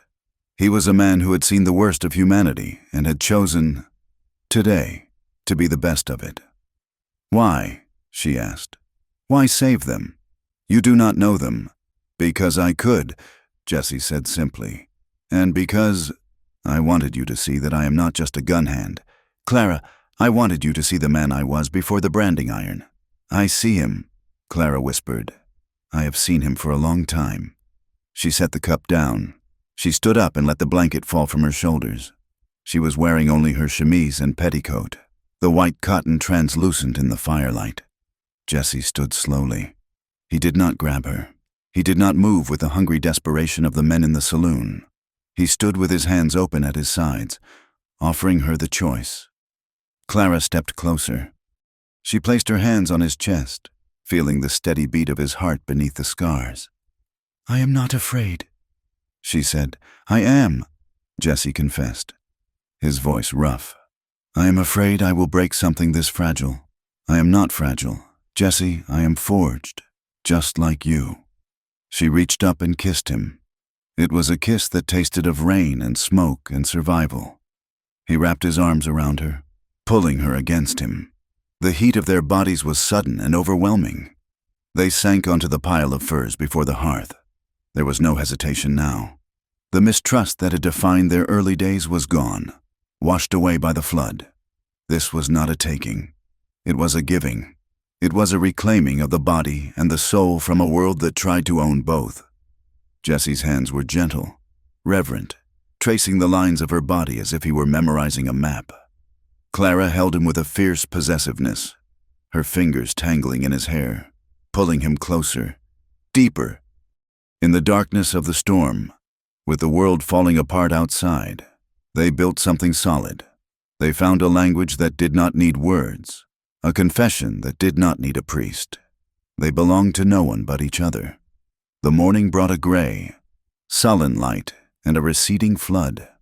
The migrant family thanked them with tears and prayers. Heading south toward the border, Jesse and Clara rode north. They had to get back to Widow Eubanks's farm. Sarah, the young girl Clara had rescued from the train, was hiding there. With the storm clearing, Rusk would be on the move, and the widow's farm was too close to the canyon road. The air was cold and crisp. The desert smelled of sage and wet earth, a scent of renewal that felt like a lie. They were 3 miles from the farm when the shot rang out. It cracked through the silence like a whip. Jesse's horse reared, screaming. "Ambush!" Jesse shouted. He threw himself from the saddle, tackling Clara and dragging her behind a cluster of boulders just as a second bullet chipped the rock where her head had been. Gunfire erupted from the ridge above them. Bullets kicked up spurts of mud and stone. "Stay down," Jesse ordered. He drew his revolver and returned fire, aiming at the muzzle flashes in the rocks. Clara pulled her small pistol from her corset. Her hands were shaking, but she gripped the pearl handle tight. "Who is it?" she yelled over the noise. "Deputies," Jesse shouted back, "and hired guns. It is a trap." They were pinned down. The shooters had the high ground. Jesse fired 2 shots, forcing a man in a duster to duck back behind a mesquite bush. "We have to move," Jesse said. "They are flanking us." He turned to check the path behind them. A shot rang out. Closer this time. Jesse jerked violently. He grunted, a sharp exhalation of air, and collapsed against the rock. Blood blossomed on his thigh. Dark and fast. "Jesse!" Clara screamed. She scrambled to him. He was clutching his leg, his teeth gritted in pain. "I am fine," he gasped. "Keep firing." Clara raised her small gun and fired blindly at the ridge. It was not enough. They were outgunned. Then, through the ringing in her ears, she heard the sound of a wagon. On the road below, a buckboard came careening around the bend. It was driven by one of Rusk's men. In the back, struggling against ropes, was Sarah. They had not been waiting for Jesse and Clara. They had been raiding the widow's farm. They had Sarah! "Sarah!" Clara screamed, standing up, forgetting the cover. "Clara, get down!" Jesse roared. He lunged, grabbing her skirt and pulling her back just as a bullet tore through the fabric of her sleeve, grazing her arm. The wagon thundered past, mud spraying from the wheels. Sarah's terrified face flashed by, her mouth open in a silent scream.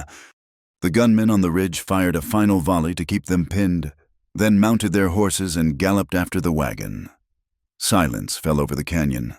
The only sound was the heavy breathing of 2 people and the drip of blood onto the wet stone. Clara sat in the mud, staring at the empty road. Her arm stung where the bullet had grazed her, but she didn't feel it.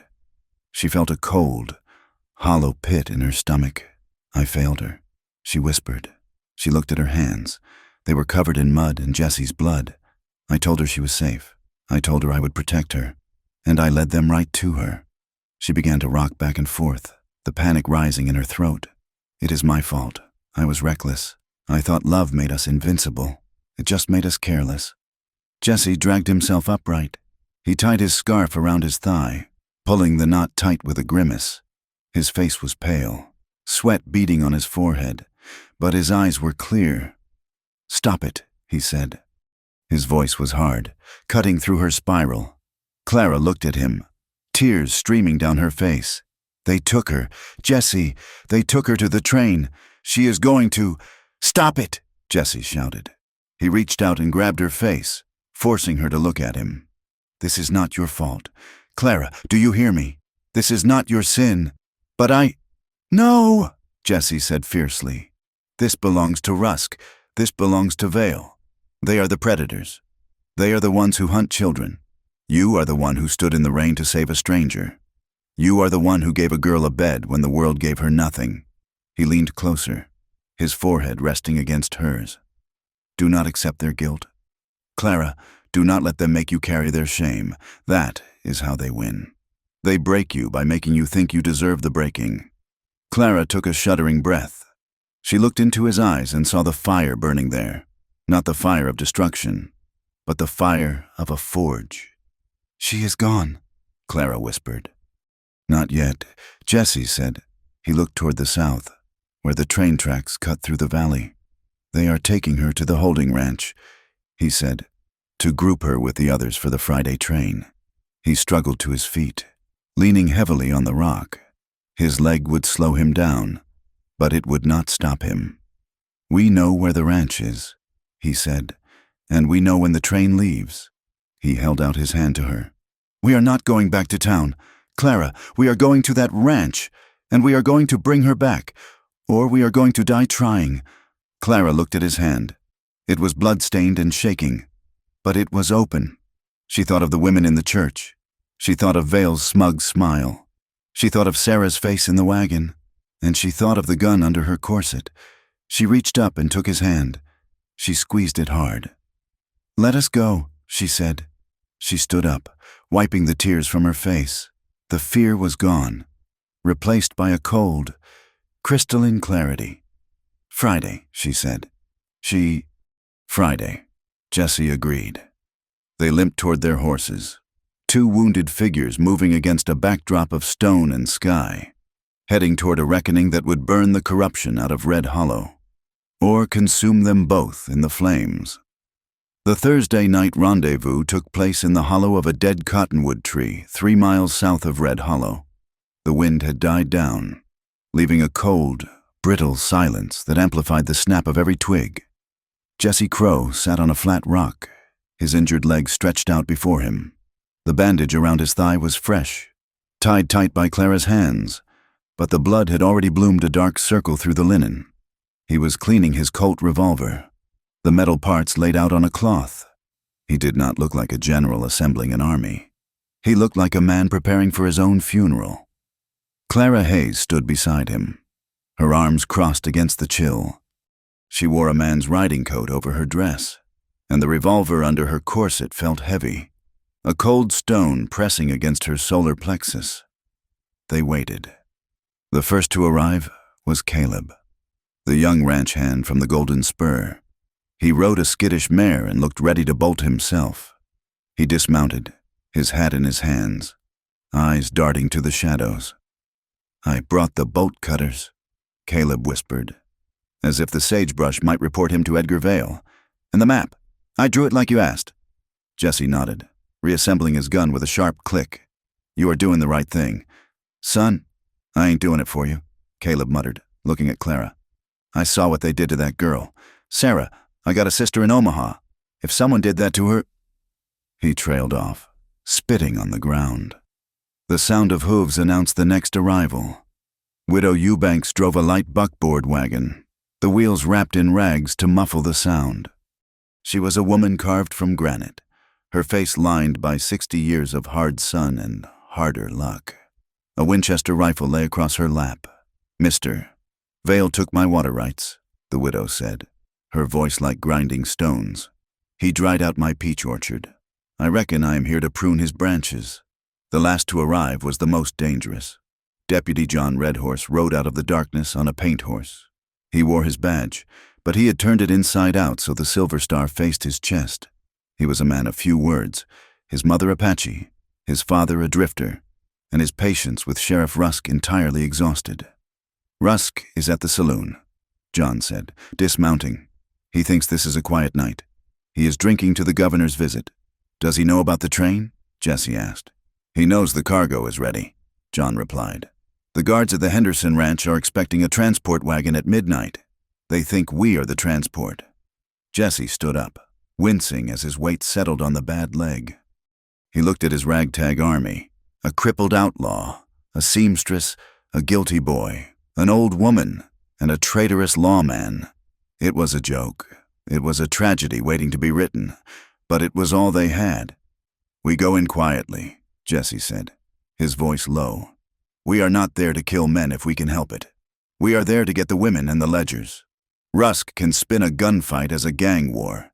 He cannot spin the truth written in Vale's own hand." He looked at Clara. "You stay with the widow until the gate is open." "No," Clara said. Her voice was not loud, but it brooked no argument. "I'm going to the bunkhouse. The women will not trust a man with a gun. They will trust me." Jesse looked at her. He saw the set of her jaw, the same steel that had been there the night she pointed the gun at his heart. He nodded once.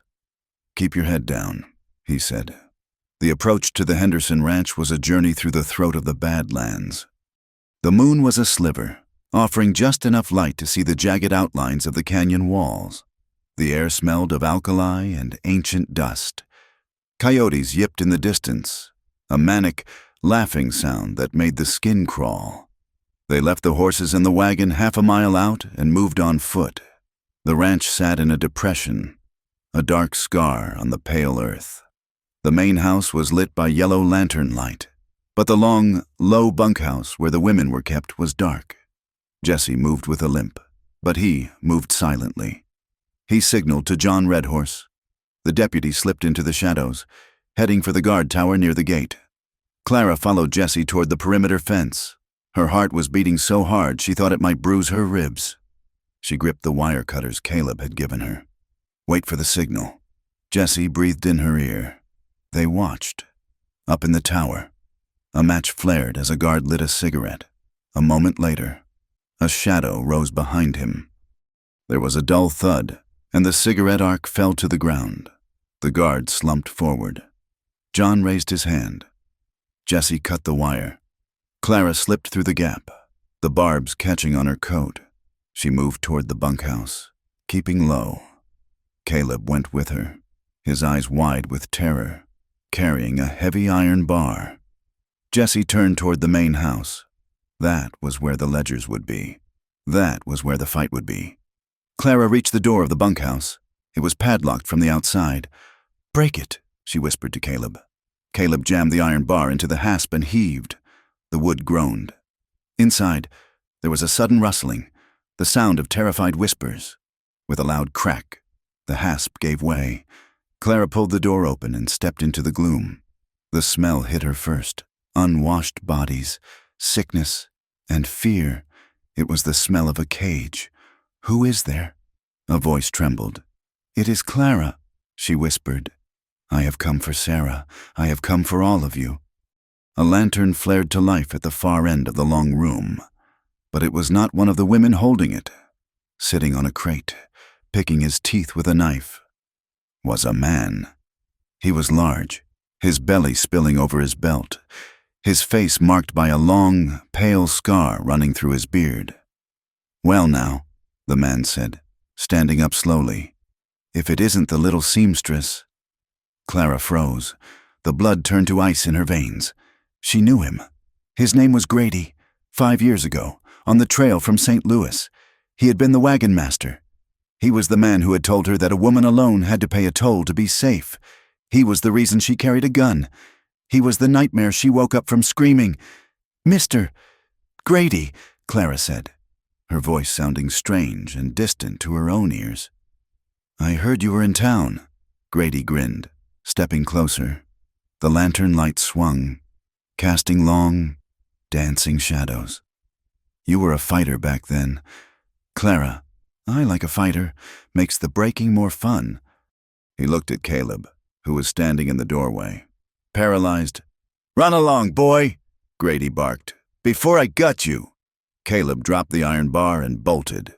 The sound of his running footsteps faded into the night. Clara was alone. Behind her, in the shadows, 20 women huddled against the walls, watching. "You should not have come here." "Clara," Grady said, pulling a heavy revolver from his belt. "Now I get to finish what we started on the trail." He raised the gun. Clara did not flinch. She did not scream.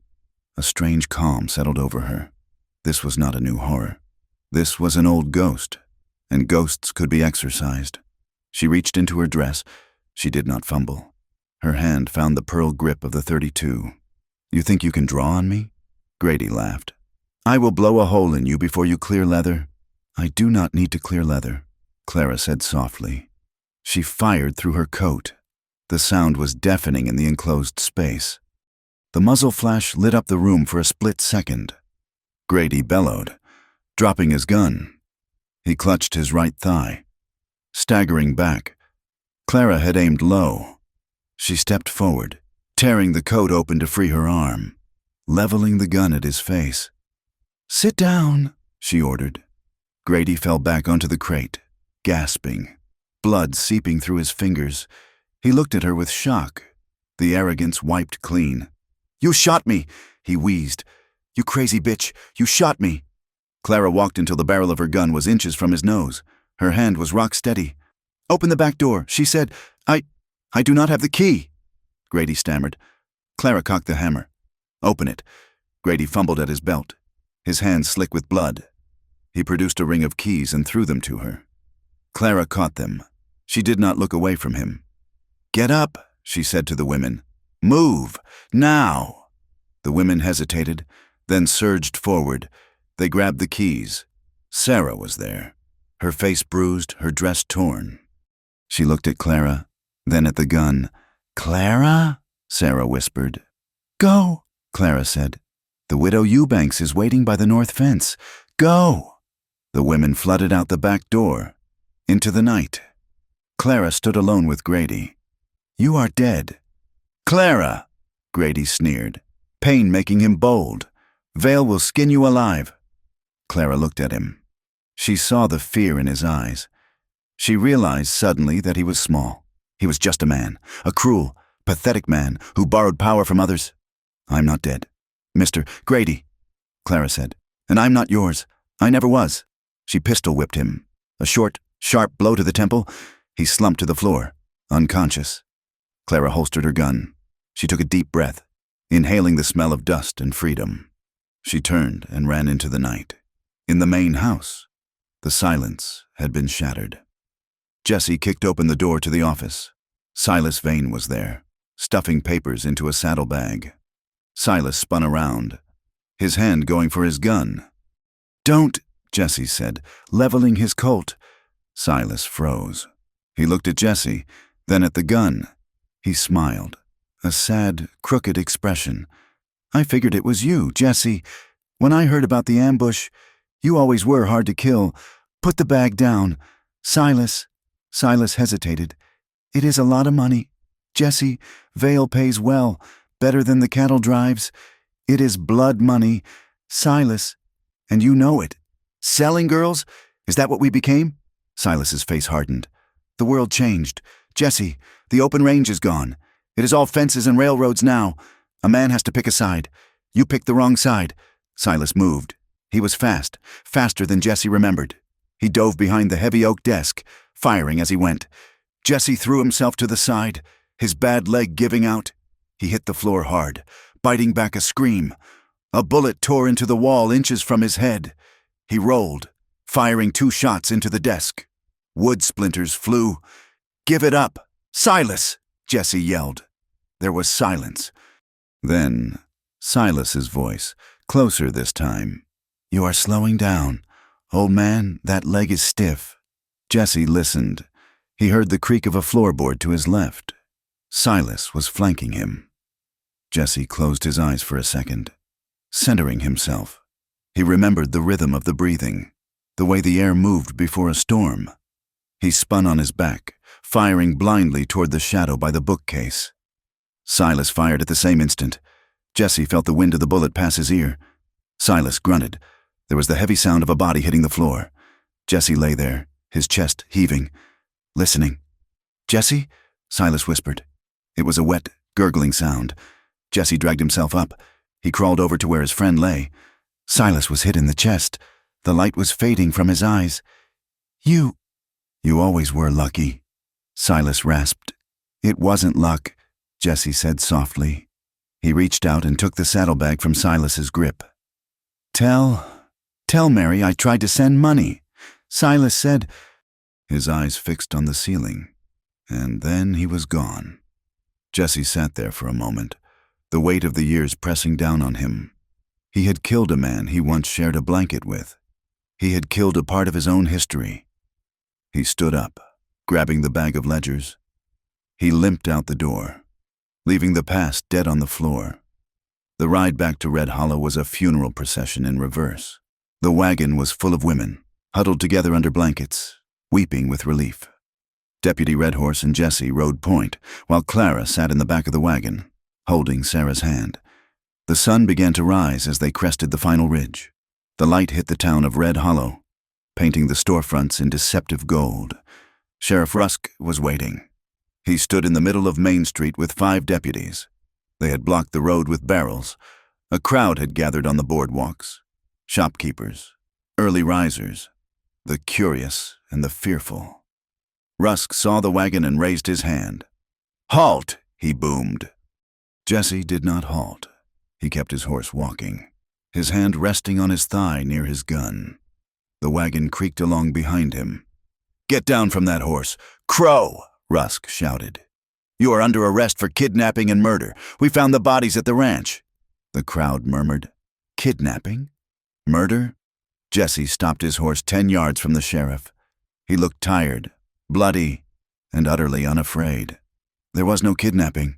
"Sheriff," Jesse said, his voice carrying in the morning air, "we are returning stolen property, but not the kind you think." He nodded to the wagon. Clara stood up. She climbed down from the wagon bed. Her dress was torn, her coat stained with Grady's blood. Her hair had come loose from its pins. She looked like a woman who had walked through hell and come out the other side burning. She walked past Jesse, past the deputies, until she stood in the center of the street, facing the town. Mrs. Gable was there. Mrs. Thorne, the Reverend Pike. They watched her with wide, shocked eyes. "These are the women!" Clara shouted, pointing to the wagon. Sarah stood up, then another woman, and another. They were bruised, thin, terrified. "Look at them!" Clara's voice cracked like a whip. "Look at what your sheriff has been hiding. Look at what Mr. Vale has been selling." She reached into the saddlebag Jesse held out to her and pulled out the ledger. She held it high. "It is all here," Clara yelled. "The names, the dates, the payments.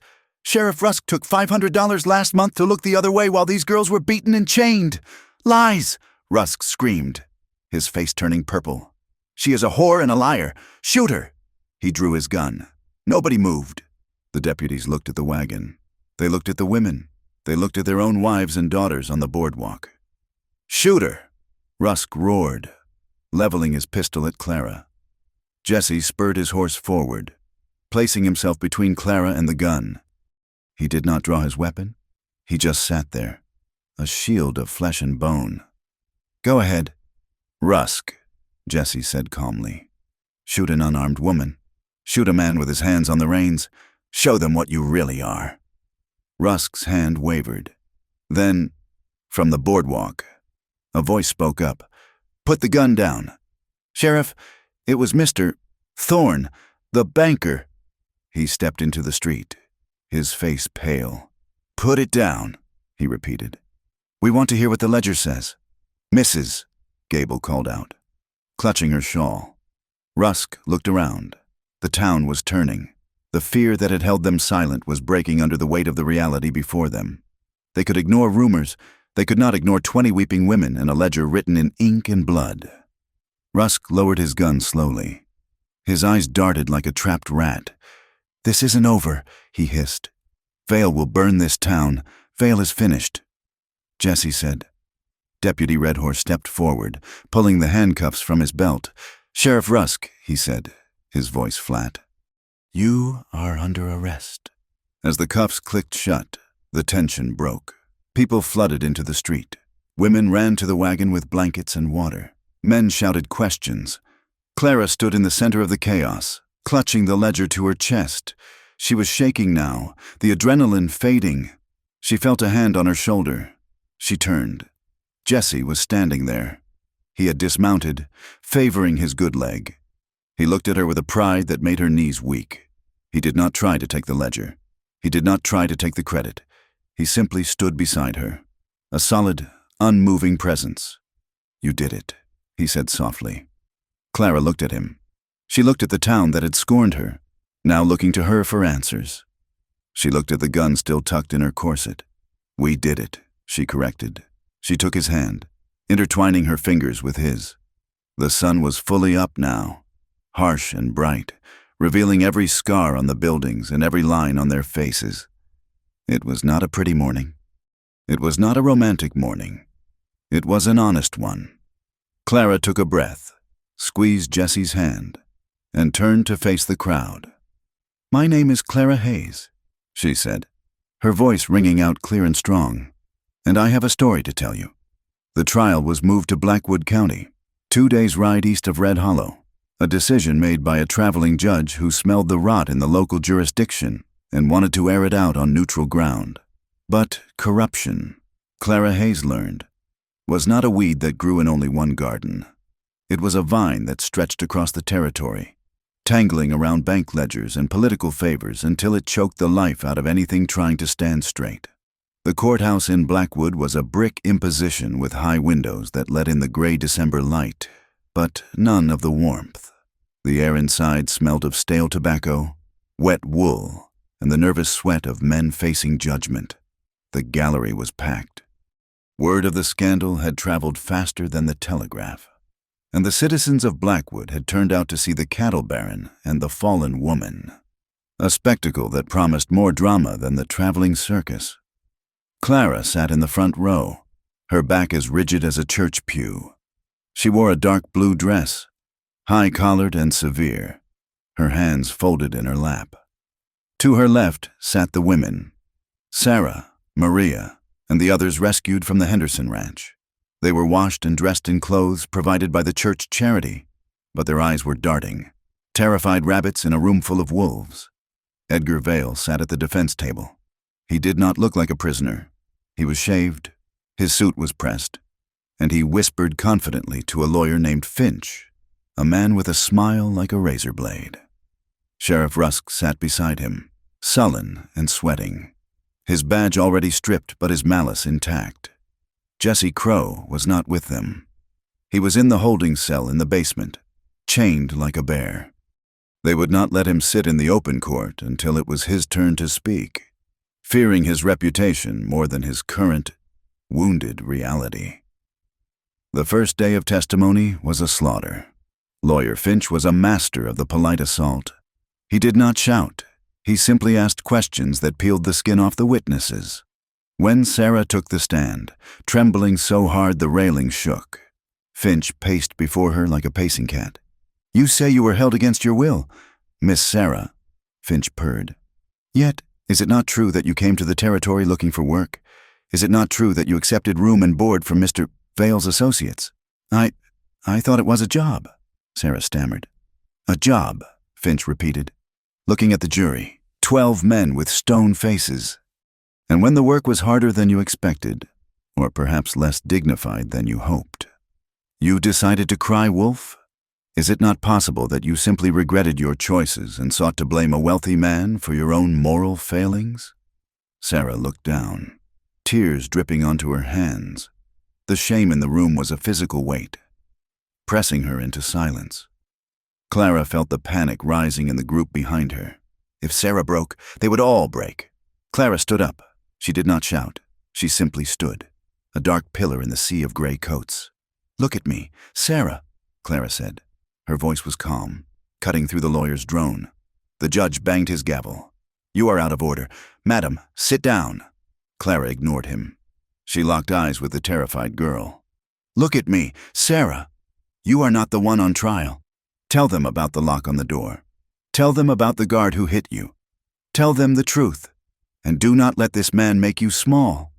Sarah looked at Clara. She saw the seamstress who had faced down a gunman. She saw the woman who had not looked away. Sarah took a breath. She wiped her face.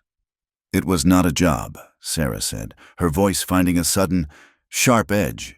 "It was a prison. They beat us. They starved us. And Mr. Vale came to watch." The courtroom erupted in murmurs. Finch tried to object, but the spell of intimidation was broken. Clara sat down, her heart hammering, but her face composed. The second day brought the technical dismantling of the empire, delivered by Deputy John Redhorse. He took the stand in his uniform, the badge pinned back on his chest. Finch tried to dismiss him as a disgruntled employee, a man with a grudge against his superior. But John had brought paper. He laid the ledgers on the judge's bench. "These are the warrants," John said, his voice flat and factual. "Signed by Sheriff Rusk. They authorize the arrest of women for vagrancy. But the dates on the warrants are often days after the women were already in custody at the ranch. They were kidnapping them first and writing the law to match it later." He opened another book. "And these are the death certificates. 7 of them in the last 2 years, all listed as natural causes or exposure. All women of color, indigenous, Mexican, mixed blood." He looked at the jury. They targeted these women because they thought no one would ask where they went. They thought their lives were worth less than the cattle mister. Vale ships east. This was not just a business. It was a hunting ground. The silence in the room was different now. It was not the silence of judgment, but the silence of horror. The systemic nature of the crime, the way the law itself had been weaponized against the vulnerable, was laid bare in black ink. On the third day, they brought Jesse Crow up from the basement. The sound of his chains clanking against the floorboards heralded his arrival. He walked with a heavy limp, his legs stiff, his face pale from the weeks of confinement and the healing wound. But his head was high. He wore a clean shirt Clara had sent him, and he looked at the jury not with defiance, but with a weary acceptance. "State your name," the prosecutor said. "Jesse Crow. You are a wanted man. Mr. Crow. You are known as a bank robber and a thief." "I am," Jesse said. "So why should this court believe the word of an outlaw against a pillar of the community like Edgar Vale?" Jesse leaned forward on the railing. He looked at Vale, who refused to meet his eyes. "I have robbed banks," Jesse said, his voice raspy but clear. "I have taken gold that was insured by companies in New York. I have shot men who were trying to shoot me. I have done many things that will send me to prison, and I accept that." He paused, letting the words settle. "But I never sold a human being. I never beat a woman to make her compliant. I never used a badge to hide a crime." He looked at the jury. "You call me a criminal. Fine, I am a criminal, but that man," Jesse pointed a shackled hand at Vale, "is a monster. I broke the law to survive. He broke the law because he thought he was above it. If you are going to hang me, hang me. But do not let him walk out of here and call it justice. The trial was not the end of the violence." Vale knew the tide had turned. He knew the ledgers were damning. He had one card left to play, a card bought with the last of his hidden gold reserves. On the fourth day, the judge ordered the witnesses to be transported to a secure hotel in the next town over. Fearing for their safety in the chaotic atmosphere of Blackwood, Jesse was to be transported back to the jail in a separate wagon. The convoy moved out at dusk. Clara rode in the first wagon with Sarah and John Redhorse. Jesse was in the second wagon, guarded by 2 marshals. The road wound through a narrow pass known as Devil's Gulch, a place where the rock walls squeezed the road tight against a drop-off. They hit the ambush at the narrowest point. A tree had been felled across the road. As the lead wagon halted, gunfire erupted from the cliffs above. It was not a warning. It was an execution attempt. "Get down!" John Redhorse shouted, shoving Clara and Sarah to the floorboards as bullets splintered the wood of the wagon box. John grabbed his rifle and returned fire, but the shooters were well hidden. Behind them, the second wagon was under heavy fire. The horses panicked, rearing and twisting in their traces. "Jesse!" Clara screamed, scrambling to look back. The marshals in the second wagon were pinned down. One was hit. Jesse, shackled hand and foot, was trapped in the open cage at the back. But Jesse Crow did not stay trapped. With a roar of effort, he kicked the door of the cage. The lock, already damaged by a stray bullet, gave way.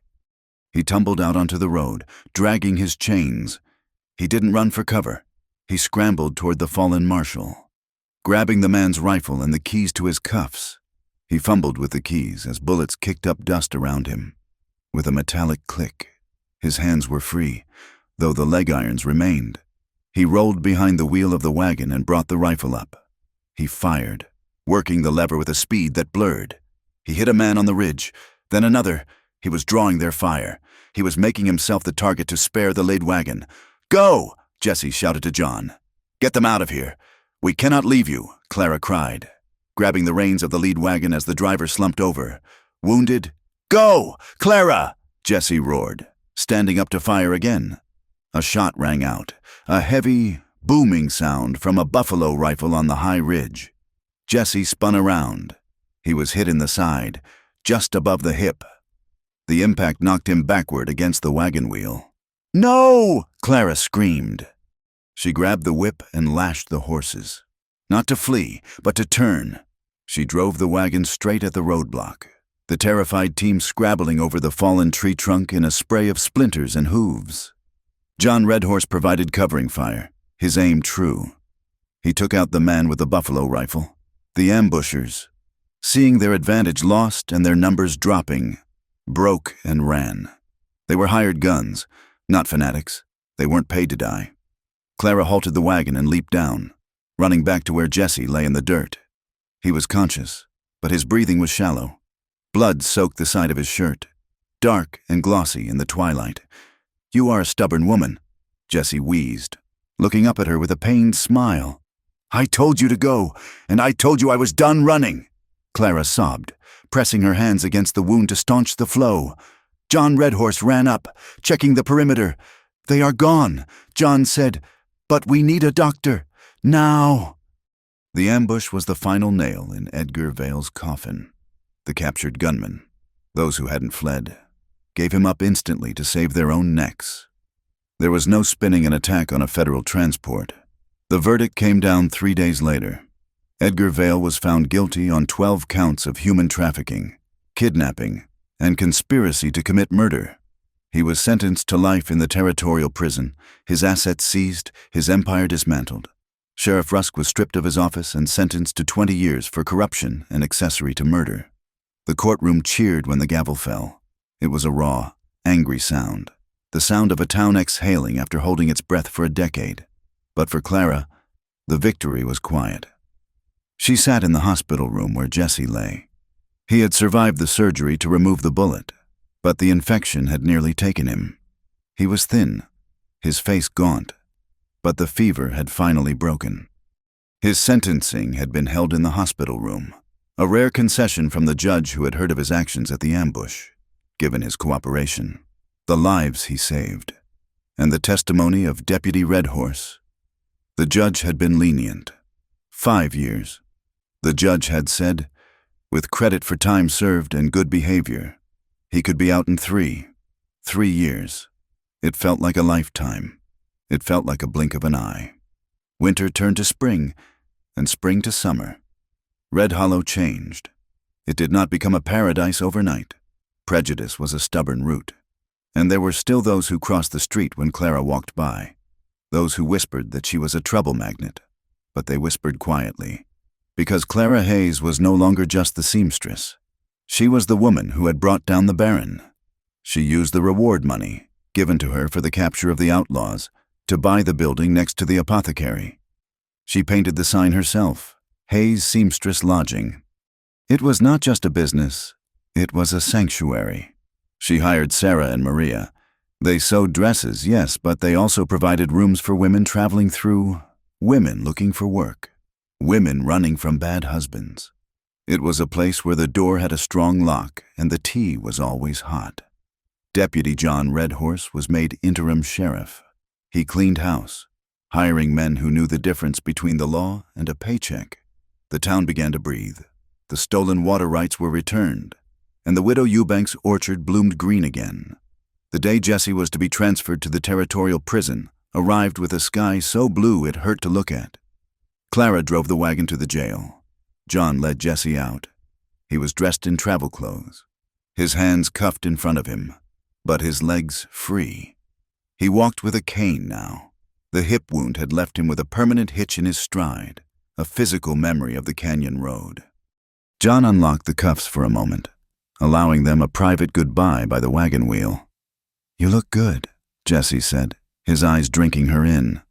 She wore a dress of pale yellow, the color of desert primrose. She looked like morning. "You look thin," Clara said, adjusting his collar. "They better feed you in Yuma. I will survive," Jessie said. "I am good at surviving." He reached out and touched her cheek. 3 years. Clara, it is a long time. You do not have to wait. You have a business now, a life. You are respectable. Clara laughed, a low, throaty sound. "I will never be respectable. Jessie, I am the woman who hid an outlaw in her wardrobe. I am the woman who shot a wagon master." She reached into her pocket. She pulled out the pearl-handled revolver. The sun caught the metal, making it gleam. "I am keeping it," she said quietly. Jessie looked at the gun. He didn't frown. He didn't tell her to throw it away. He nodded slowly. "Good," he said. Clara looked down at the weapon, then up at him. "I keep it because I know that hope is a fine thing. Jessie, but hope does not stop a door from being kicked in. Hope does not stop a man like Vale." She tucked the gun back into her pocket, hidden in the folds of her skirt. "I will be here," she said. "I will be building. I will be fighting. And when you walk out of those gates, I will be waiting." Jesse smiled. It was the same smile he had given her that first night, tired, dangerous, but filled with a profound, aching tenderness. "Point it at me if you want my heart," he whispered, echoing the words that had started it all. Clara stepped in close, ignoring the eyes of the deputies, ignoring the town, ignoring the world. She kissed him. It was a promise sealed in breath and blood. "You already gave it to me," she said against his lips. "Now go and get it back so you can bring it home." Jesse climbed into the wagon. He didn't look back as the wheels began to turn. He didn't have to. He knew she was standing there, a figure of iron and lace against the dusty street. Clara watched the wagon disappear over the ridge. The wind kicked up, smelling of sage and future storms. She put her hand on her pocket, feeling the cold weight of the gun and the warm beat of her own heart. She turned and walked back toward her shop, where the door was open and the work was waiting. The Wild West was still wild, but she was no longer just surviving it. She was living it. Thank you so much for listening to the story of Clara and Jesse. It has been a long ride through the dust and danger of Red Hollow, and I truly appreciate you sticking with them until the very end. I would love to know where you are listening from today. Please leave a comment sharing your location and your thoughts on the ending. Did Clara and Jesse find the justice they deserved? If you enjoyed this journey, please subscribe to From Wild West for more stories of grit, gunpowder, and love on the frontier. I look forward to reading your comments in English and sharing the next adventure with you.